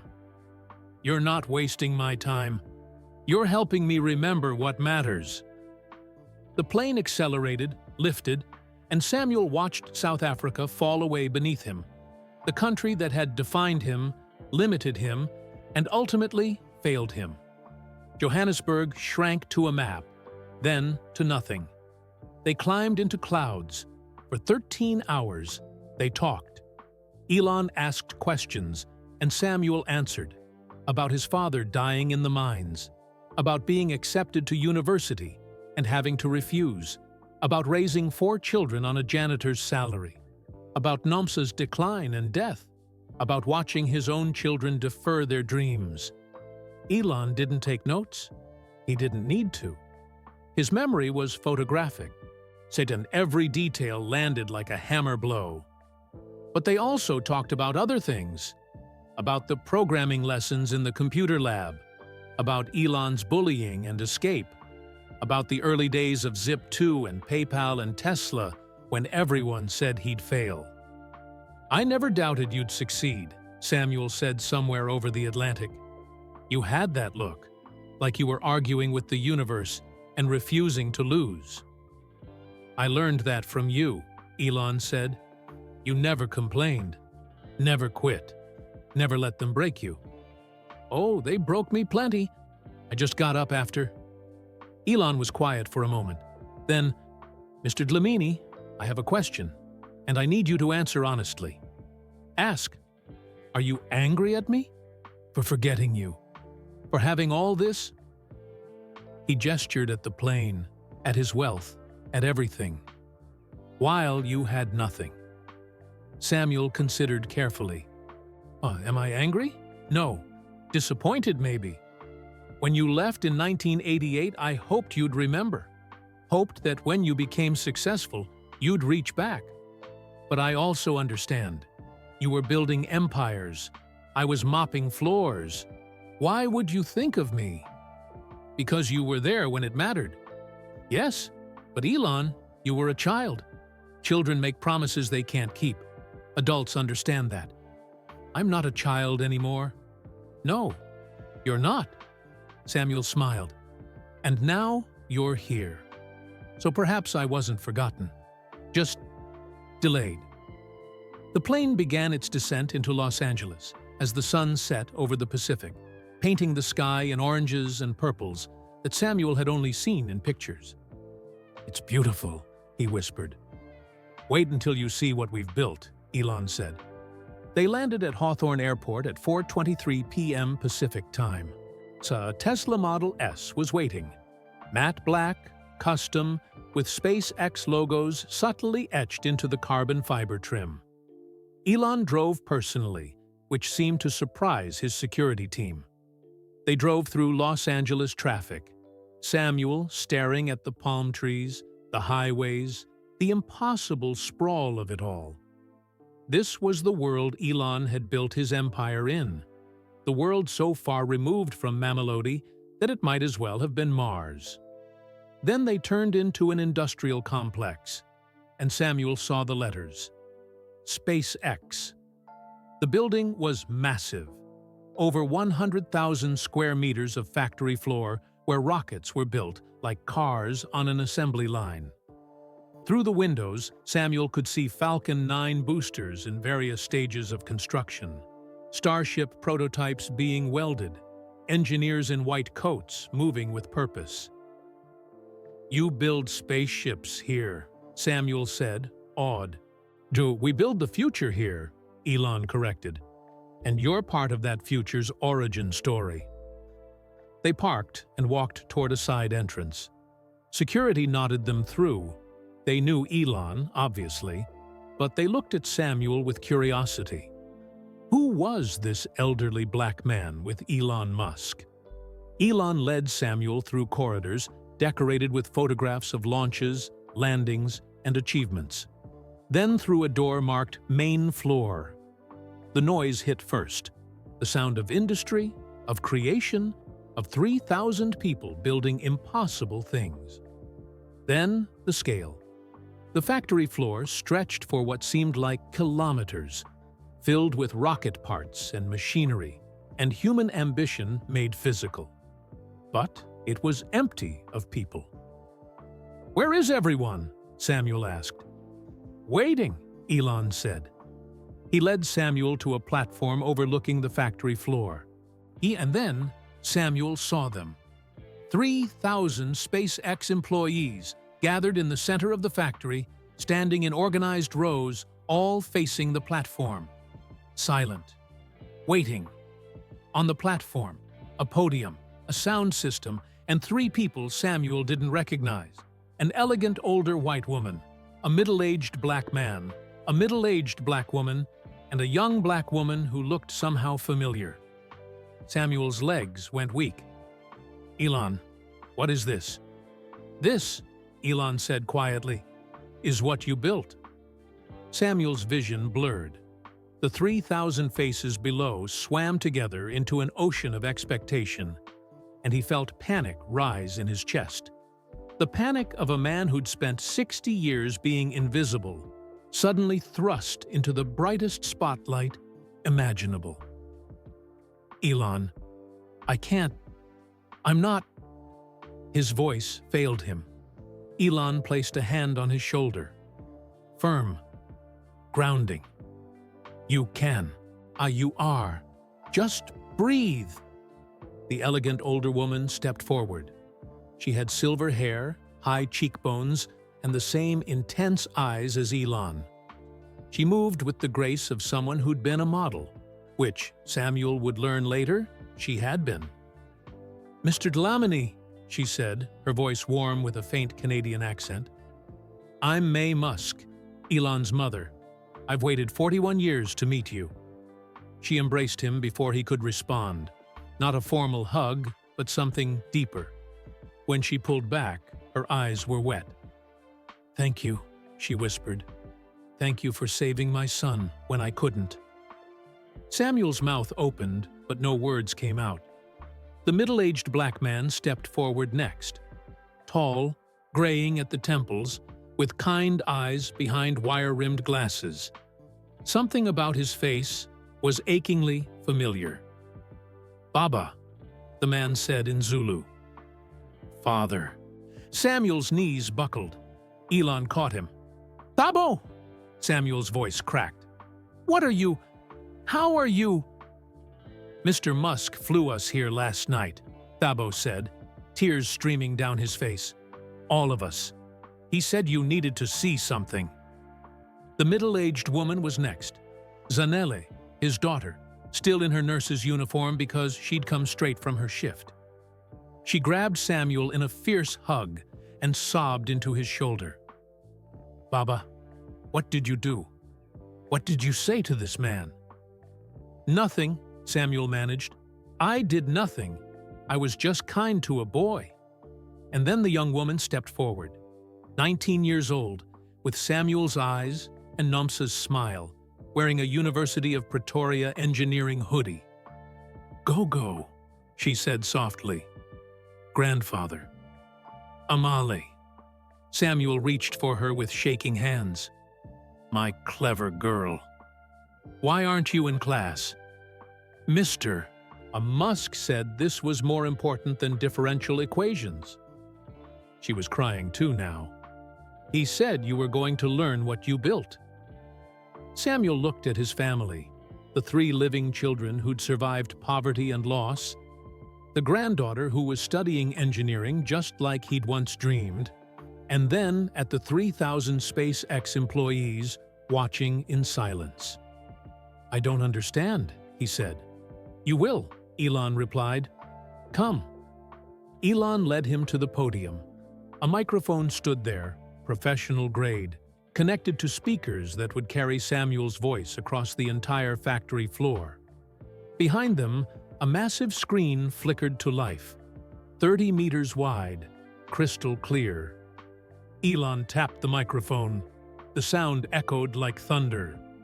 Everyone here builds rockets, Elon began, his voice carrying that peculiar flat affect he used for important announcements, emotion compressed into monotone to keep it from overwhelming him. We're going to Mars. We're going to make life multiplanetary. You all know this. It's why you're here. It's why you work 100-hour weeks and solve impossible problems and refuse to accept that anything is actually impossible. The employees listened in absolute silence. This was unusual. Elon rarely called all-hands meetings, and never without weeks of advance notice. What you don't know, Elon continued, is why I'm able to do this work. Why I have the particular kind of insanity required to think a private company can colonize another planet. Why I believe I can build worlds. The screen behind them changed. A photograph appeared. Pretoria Boys High School, 1983, and the green-tiled hallways Samuel knew by heart. When I was 12 years old, Elon said, his voice quieter now, I was small for my age, awkward. I read science fiction during lunch breaks instead of playing rugby. I talked to computers better than people. And for those crimes, I was beaten. Regularly. Severely. Another photograph. A young Elon, skinny and serious, holding a Commodore PT manual. On June 14, 1983, 4 boys threw me down a concrete stairwell. I lost consciousness. I woke up with blood in my mouth and a janitor standing over me. The screen changed again. This time, it showed a recent photograph, one Elon must have taken secretly yesterday, of Samuel pushing his mop down those same green hallways. The crowd gasped. They saw the connection now. This elderly black man on stage, this janitor from South Africa, who had been there at the beginning. Samuel Dlamini found me bleeding, Elon continued. He could have reported it to administrators. He could have ignored it. Not his problem. Just another white kid in a white school in apartheid South Africa. But instead, he carried me to his janitor's closet, cleaned my wounds, made me tea with sugar, and he told me something I've never forgotten. Elon turned to Samuel, his eyes bright. Tell them what you told me, Mr. Dlamini. Samuel's hands gripped the podium. 3,000 faces looked at him. Engineers, welders, software developers, all waiting. He cleared his throat, spoke in a voice that shook but carried. I told him the boys who hurt him were building nothing, and that he would build worlds. Silence. Then, from somewhere in the crowd, someone started clapping, or it spread like wildfire. 3,000 people applauding an 80-year-old janitor who'd spoken 7 words that had changed everything. Elon waited for the applause to die down. Samuel Dlamini worked as a janitor at Pretoria Boys High School for 58 years, Elon said. He started in 1966, at age 22. He never missed a day, 21,024 consecutive workdays. He raised 4 children on poverty wages. His wife died in 2019 because she couldn't afford insulin that costs $32 a month. His pension was stolen through bureaucratic fraud. One of his sons died of preventable tuberculosis. His other son, Thabo, who's here today, should have been an engineer but couldn't afford university. The screen showed Samuel's employment record, his salary history, the pension denial letters. The crowd murmured in anger. Yesterday morning, Elon continued, I went back to that school for the first time in 31 years, and I found Samuel Dlamini still there, still mopping those green tiles, at 80 years old, for $223 a month. The murmurs grew louder. Someone shouted, "That's criminal!" Yes, Elon agreed. It is, and we're going to fix it. But first, Samuel needs to understand what he built. Elon gestured to the screen. It changed to show a timeline. 1983.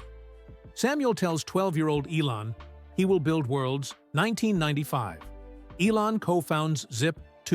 1999. Elon co-founds PayPal. 2002. Elon founds SpaceX. 2004. Elon joins Tesla. Every company I've built, Elon said, exists because a janitor in Pretoria saw potential in a broken kid. Because he said words that made me believe I could do impossible things. Samuel Dlamini is the reason SpaceX exists, or the reason you have jobs, the reason we're going to Mars. The crowd erupted in applause again, louder this time. Samuel stood frozen, overwhelmed. Elon raised a hand for silence. Mr. Dlamini, he said formally, you made an investment in me when I was worth nothing. You gave me words that carried me through the hardest years of my life. You showed me that someone saw potential when I couldn't see it myself. That's not a small thing. That's everything. He pulled out his phone and tapped something. The screen behind them changed to show a building, modern, glass and steel, beautiful in the South African sun. This is the University of Pretoria Student Support and Scholarship Center, Elon said. It opened in August 2024. Inside, 127 students from disadvantaged backgrounds are studying engineering, computer science and physics on full scholarships. Everything is covered: tuition, housing, food, books, stipends. Samuel's breath caught. On the screen, he saw young black and colored students in labs, in classrooms, studying calculus and physics and computer science. The program is funded with $50 million from the Musk Foundation, Elon continued. Over the next 10 years, it will support 1,270 students. Priority goes to children of school service workers, janitors, cleaners, cafeteria workers, people who've been invisible for too long. The screen changed to show a bronze plaque, the Samuel and Nomsa Dlamini Engineering Opportunity Fund, because some boys build worlds. Samuel made a sound, not quite a sob, not quite a gasp. His legs gave out. Thabo and Zanele caught him, held him upright. Nomsa, he whispered. You named it for Nomsa. Your wife believed in education, Elon said gently. Your daughter Zanele told me. Nomsa worked as a domestic worker for 30 years, sent every spare rand to school fees for your children. She deserved to be remembered. She deserves to be part of this. Zanele was sobbing openly now. Thabo's face was wet with tears. But that's not all, Elon said. He nodded to someone off stage. Amale stepped forward, carrying a folder. She handed it to Samuel with shaking hands. Gogo, I'm student number 12 in the program. Mechanical engineering, full scholarship. My loans are paid off. Everything. I can just study. Samuel opened the folder. Inside, a scholarship certificate, a paid-in-full receipt for her student loans, and a photograph of Amale standing in front of the Dlamini building. He couldn't speak, so could barely breathe. "Thabo," Elon said, turning to Samuel's son, "you scored in the 98th percentile nationally in mathematics in 1985. You should have been an engineer. You still can be." Thabo blinked in confusion. "The scholarship program has a special provision for deferred dreams," Elon explained. "Adults who couldn't attend university for financial reasons can apply.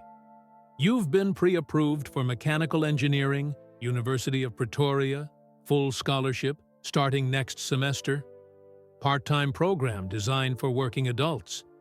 4 years, all costs covered." Thabo's mouth opened and closed. No sound came out.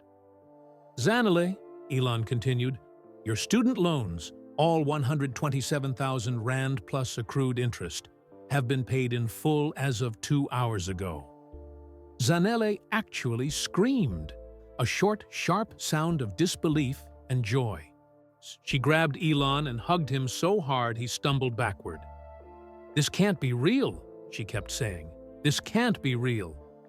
"It's real," Elon said, "because your father invested in me when it mattered, and investments earn returns." He gently extracted himself from Zanele's embrace and returned to the podium.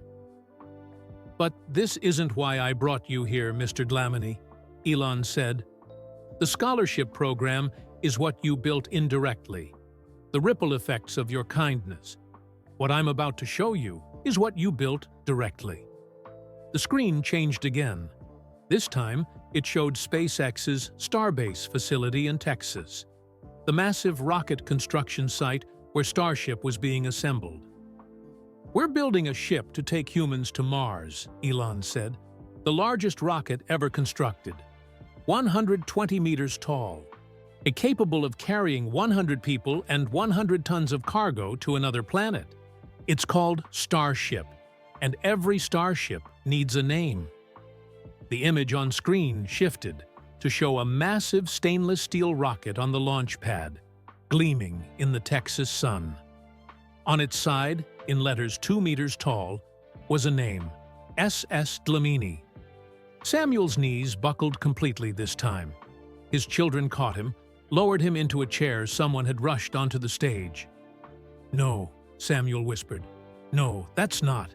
I'm just—" "You're the man who told me to build worlds," Elon said, his voice breaking for the first time. "When humanity lands on Mars, when we become a multiplanetary species, your name will be on the ship that carries us there, because you carried me when I needed it most."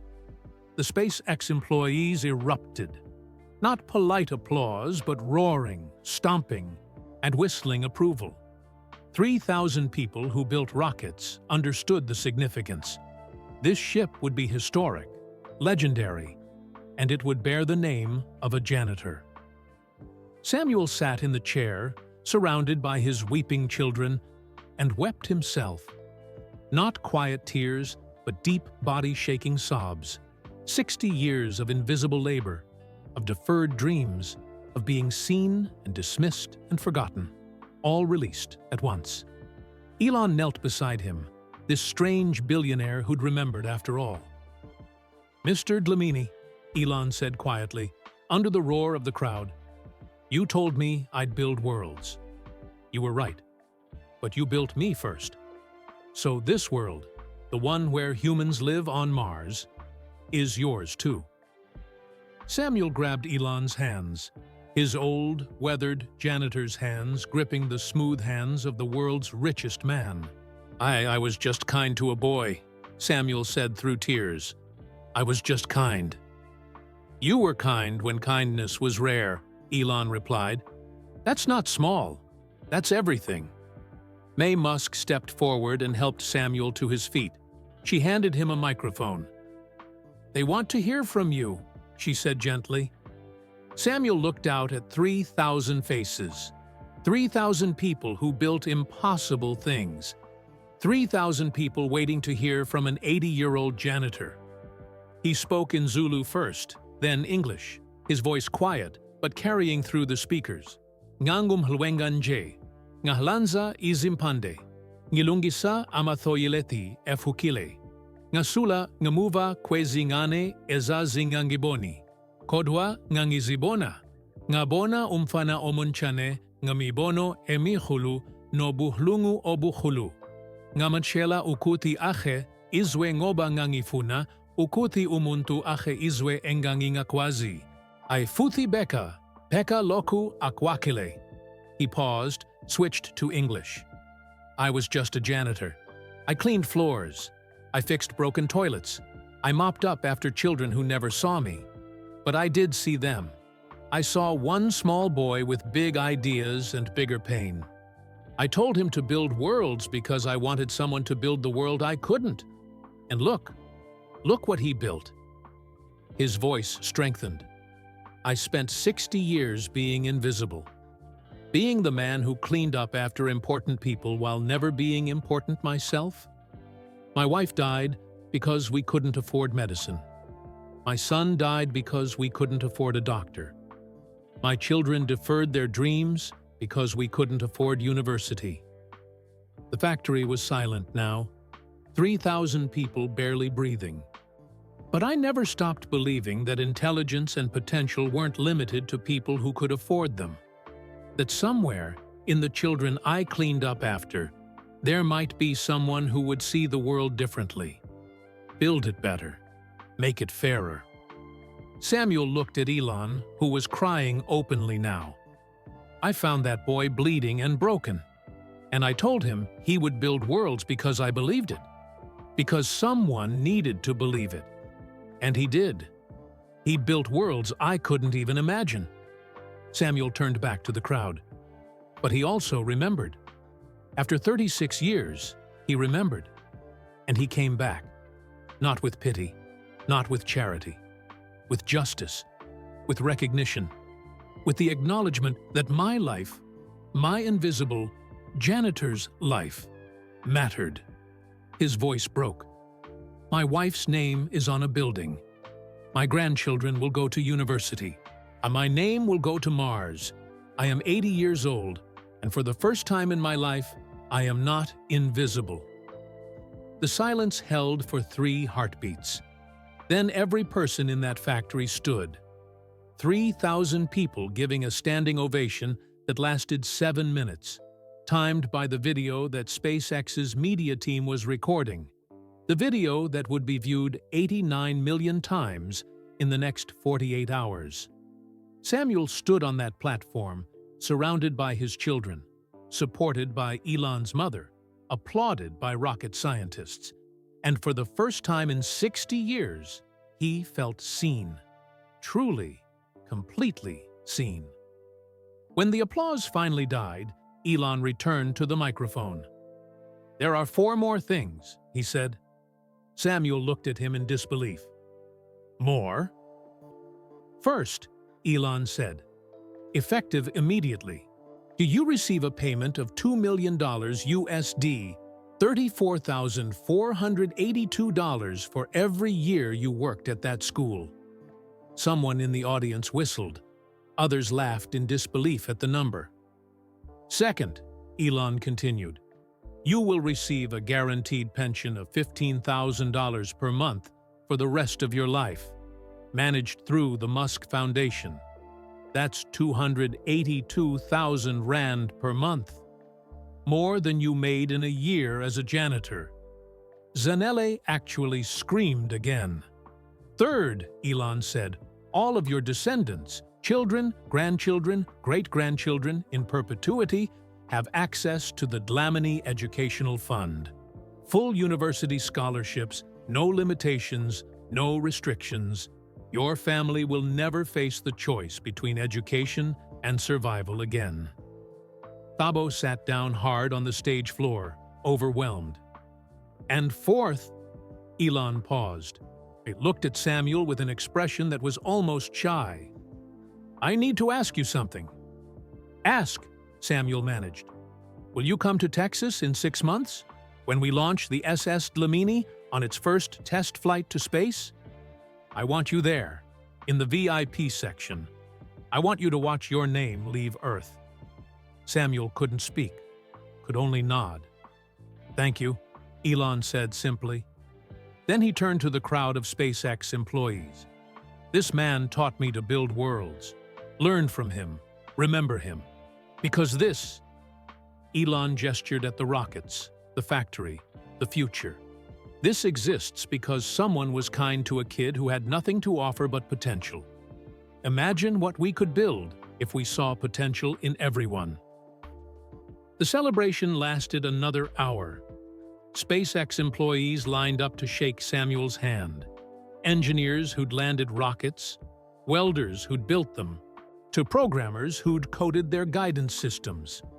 Each one thanked him, as if this elderly janitor from Mamelodi had personally delivered them to this moment. In a way, he had. A young woman, Indian, maybe 25, with a SpaceX badge that read "Propulsion Engineer," approached with tears streaming down her face.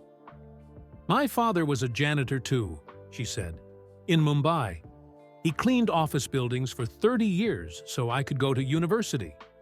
He died before I got this job, before he could see that it mattered." She grabbed Samuel's hands. "Thank you for showing me that men like my father build futures too." Samuel held her hands and said, "He saw it. Fathers always see it, even if they never say so." She sobbed and hugged him, and Samuel realized this wasn't just about him anymore. It was about every invisible person who'd sacrificed so others could soar. By 7 p.m., Elon's security team finally extracted them from the crowd. They drove to Nobu Malibu, a restaurant perched over the Pacific Ocean, where reservations were impossible to get, and meals cost more than Samuel had made in a month. Elon had rented the entire restaurant. Inside, a table was set for 8. Elon, his mother May, Samuel, and his 3 children and granddaughter. The ocean stretched beyond floor-to-ceiling windows, the sunset painting it in golds and purples. "This is too much," Samuel said, for the 100th time. "It's not enough," Elon replied. "It will never be enough." They ate slowly. Omakase sushi that Samuel approached cautiously. He'd never eaten raw fish, but found surprisingly delicious. And the conversation wandered through decades, May telling stories of raising Elon in South Africa, of his obsession with encyclopedias and computers, of knowing he was different, but not knowing he'd be this different. "He was impossible," May said fondly, sipping wine. "Brilliant, but impossible. He'd correct his teachers, argue with adults. He had no filter, no social awareness." "He still doesn't," Samuel observed, and Elon laughed, a genuine, surprised sound. "Fair point," Elon admitted. Thabo was quiet, still processing. Finally, he spoke. "Mr. Musk, I'm 58 years old. I've been a taxi driver for 33 years. Do you really think I can become an engineer?" Elon looked at him seriously. "Your father told me I could build worlds when I was a bleeding 12-year-old. And why would age matter more than potential? But I've forgotten so much. The mathematics is still in there. You just need to remember it." Elon pulled out his phone. "I'm sending you access to Khan Academy, MIT OpenCourseWare, and 3 other learning platforms. Start tonight. Refresh your calculus, your physics.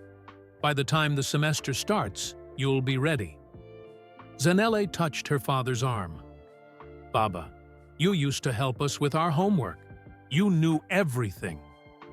"I drove a taxi," Thabo said, but his voice held hope now instead of resignation. "You drove a taxi because the system failed you," Elon said bluntly. "Now the system is going to make it right.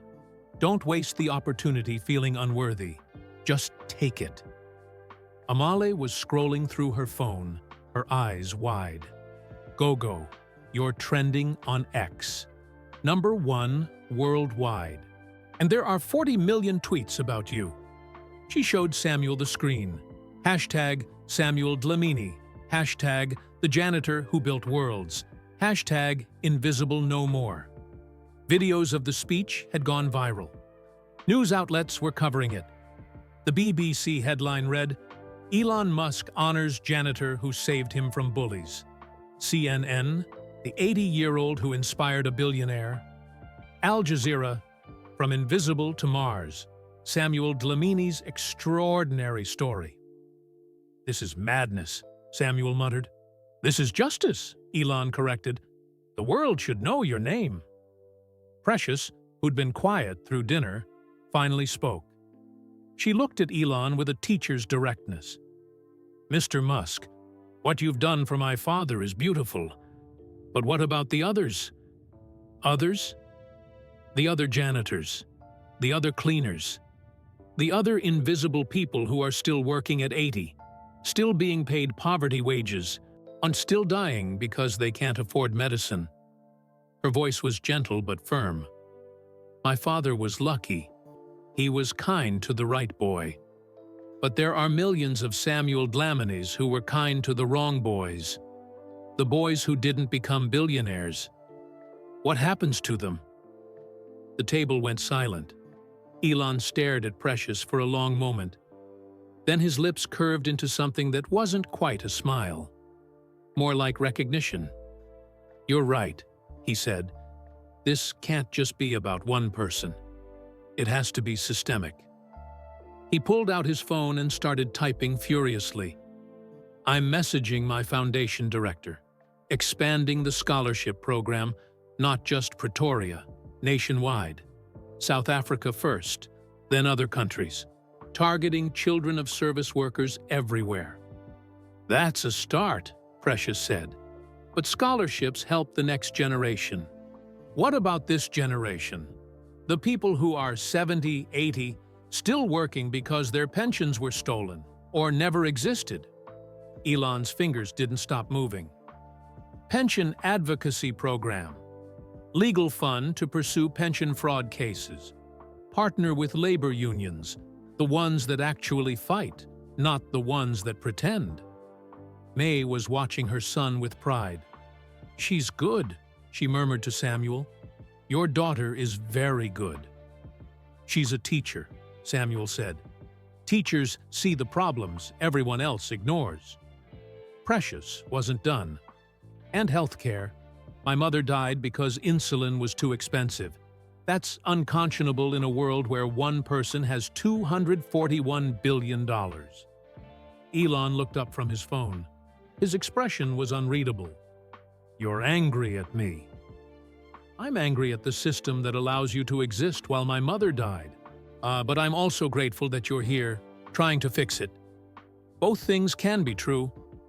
Elon nodded slowly. "Healthcare is harder.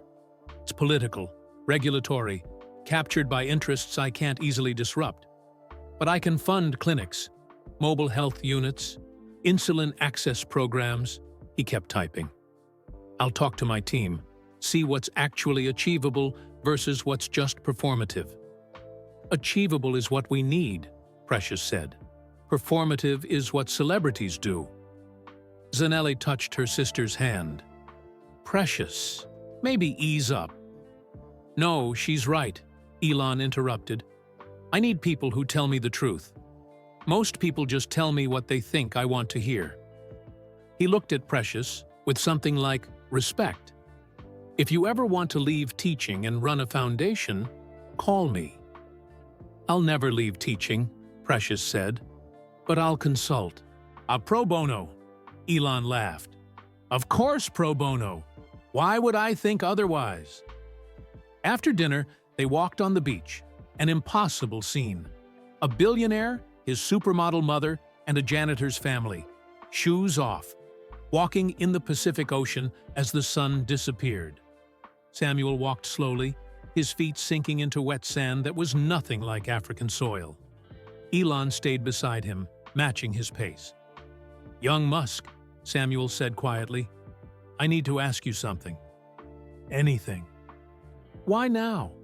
"Why, after 36 years, did you remember?" Elon was quiet for a long time. The waves filled the silence. "I didn't forget," he finally said. "I avoided. There's a difference." "Explain." Every time I achieved something, selling Zip2, PayPal going public, first successful Falcon 1 launch, I'd think about you, about that promise, and I'd feel guilty, ashamed. And because I hadn't kept it, so I'd push the thought away. Focus on the next problem, the next company, the next impossible thing. Elon's voice was flat, clinical, the way he described technical failures. It was easier to forget than to face what forgetting said about me. And what changed? I saw you. Actually saw you. Still there, still working, at 80. And I couldn't push it away anymore. I couldn't optimize around it. I had to face it. Samuel watched the ocean, the vast, indifferent Pacific that had existed long before humans and would exist long after. "Do you know what I thought," Samuel said, "when you walked away in 1988, when you promised to come back?" "What?" "I thought, he's a good boy, but he'll forget. Rich people always forget poor people. It's not malice, it's just distance. And the world pulls you apart until you're living in different universes." "I'm sorry." "Don't be sorry. Be better." Samuel turned to look at Elon. "You came back. That matters. But Precious is right. It can't just be about me. It has to be about everyone the system crushed." "I know. Can you actually fix it? The system?" Elon laughed bitterly. "I can't even fix Twitter, but I can try. I can build tools, create opportunities, force visibility, make it harder for people to be invisible." They walked in silence for a while. Behind them, Samuel's children and granddaughter were collecting seashells, laughing, being a family in a way that poverty rarely allowed. "Elon," Samuel said, "can I tell you something that might upset you?" "Yes. When Namsa died, I was angry at you." Elon stopped walking. "What?" "I was angry. Because I knew you existed, knew you were rich, knew you could have helped if you'd remembered. And my wife died because insulin was too expensive." Samuel's voice was steady, factual. "I watched her die over months, her body shutting down, and I thought, if Elon Musk had remembered, she'd be alive." Elon's face went white. "Mr. Dlamini, I'm not telling you to hurt you. I'm telling you so you understand the stakes. When you forget people, they die. When systems fail people, they die. Namsa died. Mandla died. Millions die. And some billionaire who could have helped was too busy launching satellites. I'm sorry. I'm so sorry. Stop apologizing. Start preventing. That's why I'm telling you this. Not for guilt, for clarity. You have power. Use it for the people who have none." Elon nodded, unable to speak. They stood there, the two men from different worlds connected by a moment of kindness and a lifetime of consequences, while the Pacific Ocean erased their footprints as quickly as they made them. 2 weeks later, on November 1st, 2024, Samuel Dlamini walked through the green-tiled hallways of Pretoria Boys High School for the last time. 58 years, 7 months, and 12 days of service. He'd come early, 5:30 a.m. before sunrise, to do it alone. His replacement would start Monday. A young man named Bongani, 23, paid a living wage that Elon had personally negotiated with the school board. The negotiation had been brief. The school could either pay service workers properly or lose their most famous alumnus' support. They'd chosen properly. Samuel walked slowly through the corridors he knew better than his own home. Every scuff mark had a story. Every tile held a memory. Here. That's where he'd found Elon. There. That's where he'd mopped up after graduation ceremonies for 58 years, watching other people's children celebrate while his own children worked to survive. He stopped at the janitor's closet. His office for nearly 6 decades. The electric kettle was still there, the folding chair, the utility sink. But his things were packed. Tea bags, instant coffee, the photograph of Nomsa that had watched him work. Principal van der Merwe appeared in the doorway. He looked uncomfortable. He'd been notably absent from all the media coverage, from all the celebrations. The pension fraud investigation was now very public, very criminal, and his name appeared in several documents. "Mr. Dlamini," van der Merwe said stiffly, "I wanted to thank you for your years of service." Samuel looked at him. "No, you didn't." "Excuse me. You didn't want to thank me. You wanted to be seen thanking me. Because the cameras might be here. Because Elon Musk made me famous. And now it's politically useful to acknowledge I exist." Samuel's voice was gentle, not angry. "It's okay. I understand how it works. 60 years teaches you." Van der Merwe's face reddened. "That's not." "It's fine. Really." Samuel picked up his box of belongings. "You know what I realized? I don't need your acknowledgement. For 60 years I thought I did. Thought if I worked hard enough, you'd see me. But you never did. And that's your failure, not mine." He walked past the principal into the hallway. "Where are you going?" van der Merwe asked. "Home. To rest. To be with my family. To watch my son study engineering. To see my granddaughter graduate. To wait for a rocket launch with my name on it." Samuel smiled. To be anything except invisible. He walked out of Pretoria Boys High School into the rising sun. He'd arrived at this school in 1966 with nothing but a work ethic and hope. He left in 2024 with dignity, recognition, and the knowledge that his life, his invisible, janitor's life, had mattered. The green tiles would be mopped by someone else now. Samuel Dlamini was finally free. 6 months passed like a dream Samuel couldn't quite believe was real. He moved out of Mamelodi into a modest but comfortable house in Pretoria proper, with 3 bedrooms and a garden where he grew tomatoes. Nothing ostentatious. He didn't need a mansion. He needed space, safety, and a roof that didn't leak. Thabo started classes in January 2025. He called Samuel every Sunday to discuss physics problems, his voice filled with the excitement of rediscovered potential. "Baba, I'd forgotten how much I love this, how my mind works when it has problems to solve." Zanella used her freed income, no more loan payments, to send her own children to better schools. She visited Samuel every Saturday with home-cooked meals, insisting he was too thin, had always been too thin. Precious started consulting with the Musk Foundation on their educational programs, pushing them to be more aggressive, more systemic, less performative.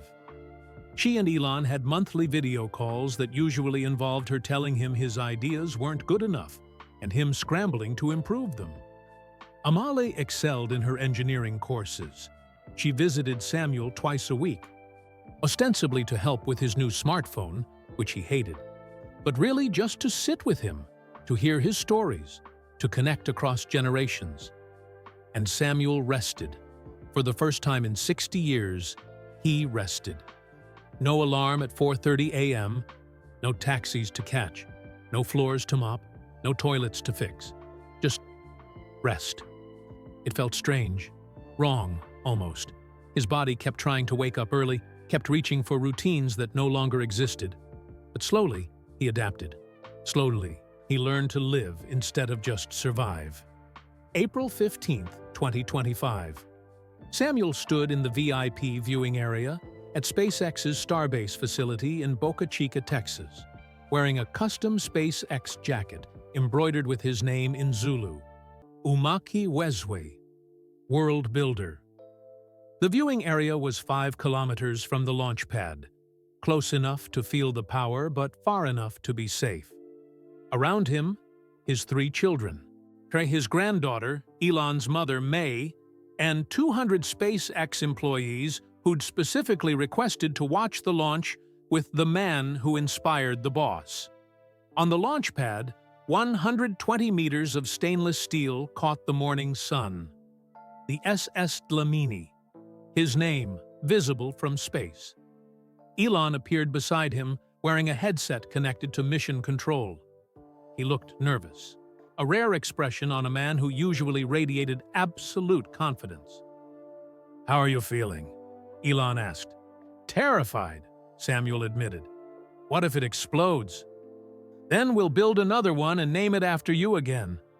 Failure is part of the process. Easy to say when it's not your name on the exploding rocket." Elon laughed. "Fair point." The countdown began. Engineers at Mission Control ran through their checklists with practiced precision. Everything was nominal. Odd weather was good. Range was clear. 10 seconds. Samuel's heart hammered. Amale grabbed his hand. 5 seconds. The engines ignited. 33 Raptor engines producing 72 million newtons of thrust.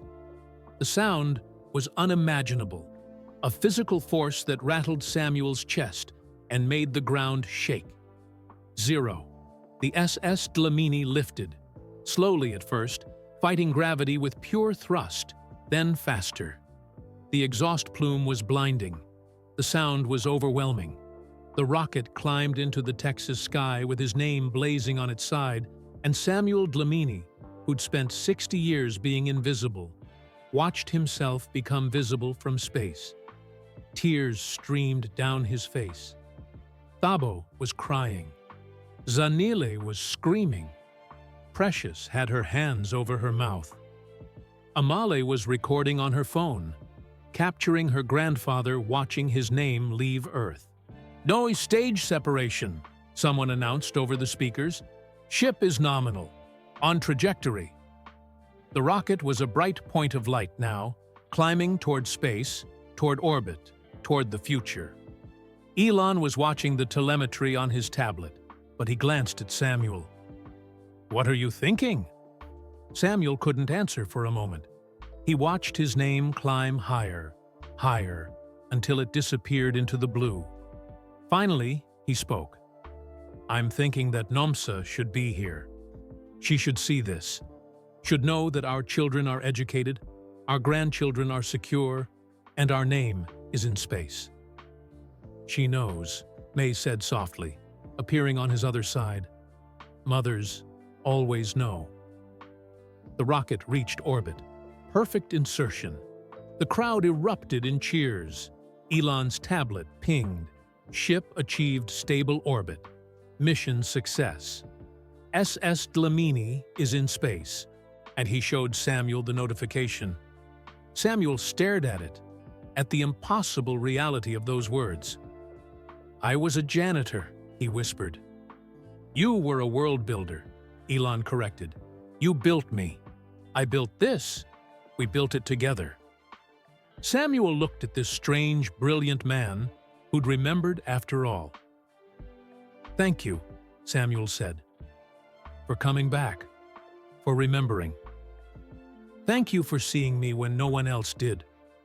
They stood together, the billionaire and the janitor, the boy who'd escaped and the man who'd remained, watching a rocket with both their legacies climb into the future they'd built together. Around them, SpaceX employees celebrated. News drones captured footage that would circle the globe. Humanity took another step toward becoming multiplanetary. But for Samuel Dlamini, the miracle wasn't the rocket. The miracle was being seen. The epilogue.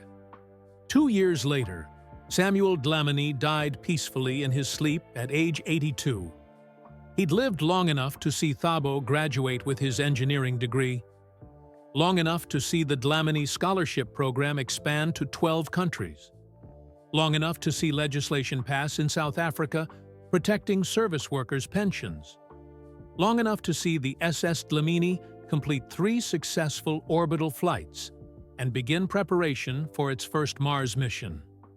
His funeral was attended by 3,000 people, family, friends, former students who'd never forgotten the kind janitor, and engineers from SpaceX who'd never met him but knew his story. Elon Musk gave the eulogy. Samuel Dlamini taught me that the most important thing you can give someone is belief. Not money, not opportunities, just belief. On the simple statement, I see potential in you. Elon's voice broke. He gave that to a broken 12-year-old. And that 12-year-old built worlds because someone believed he could. He paused, looking at the casket. In 2029, the SS Dlamini will carry the first humans to Mars. Samuel won't be alive to see it, but his name will be there. His legacy will be there. And every person who walks on Mars will do so because a janitor in Pretoria saw a bullied kid and chose kindness. Samuel was buried next to Nomsa, in a cemetery overlooking Pretoria. His headstone was simple: Samuel Dlamini, 1944 to 2027. World builder because some boys build worlds. 3 years after that, in 2030, the SS Dlamini touched down on Mars. 12 astronauts became the first humans to walk on another planet. They planted a flag. They took samples. And they beamed back images that made Earth weep with joy. And they left a plaque. This landing was made possible by thousands of engineers, millions of dreamers, and one janitor who believed Samuel Dlamini, 1944 to 2027. Back on Earth, in a modest house in Pretoria, Amale Dlamini, now Dr. Amale Dlamini, aerospace engineer at SpaceX, watched the landing with her family.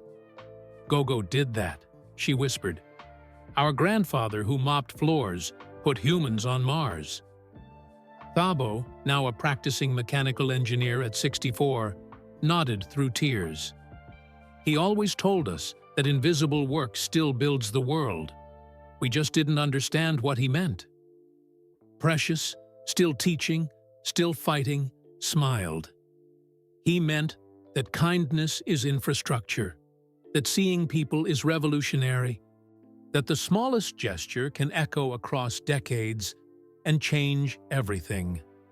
They watched the Mars landing together, 3 generations of Dlaminis who'd escaped poverty through one man's belief that intelligence wasn't limited by circumstance. And somewhere in the cosmic accounting of human history, Samuel Dlamini's life was recorded not as a janitor who worked for 60 years, but as the man who built the builder who built the worlds. The janitor who was invisible became immortal, and the boy who was broken became the man who remembered. So that's the incredible story of Samuel Dlamini, the janitor who built worlds by believing in one broken boy. Now I want to hear from you. Where are you watching this from? Are you in South Africa, where this story began? America, where it changed? Or somewhere else in the world? Drop your country in the comments right now. And here's my challenge for you. If this story touched your heart, hit that like button. It helps spread this message of kindness to more people who need to hear it. And subscribe to this channel, because we share more stories like this, stories about ordinary people doing extraordinary things. Remember, you might be someone's Samuel Dlamini. Your small act of kindness today could change someone's entire life tomorrow. The video appearing on your screen right now has another amazing story you need to see. Click on it and keep the inspiration going. Thank you for watching, and never forget, everyone you meet is building something. Take the time to see them.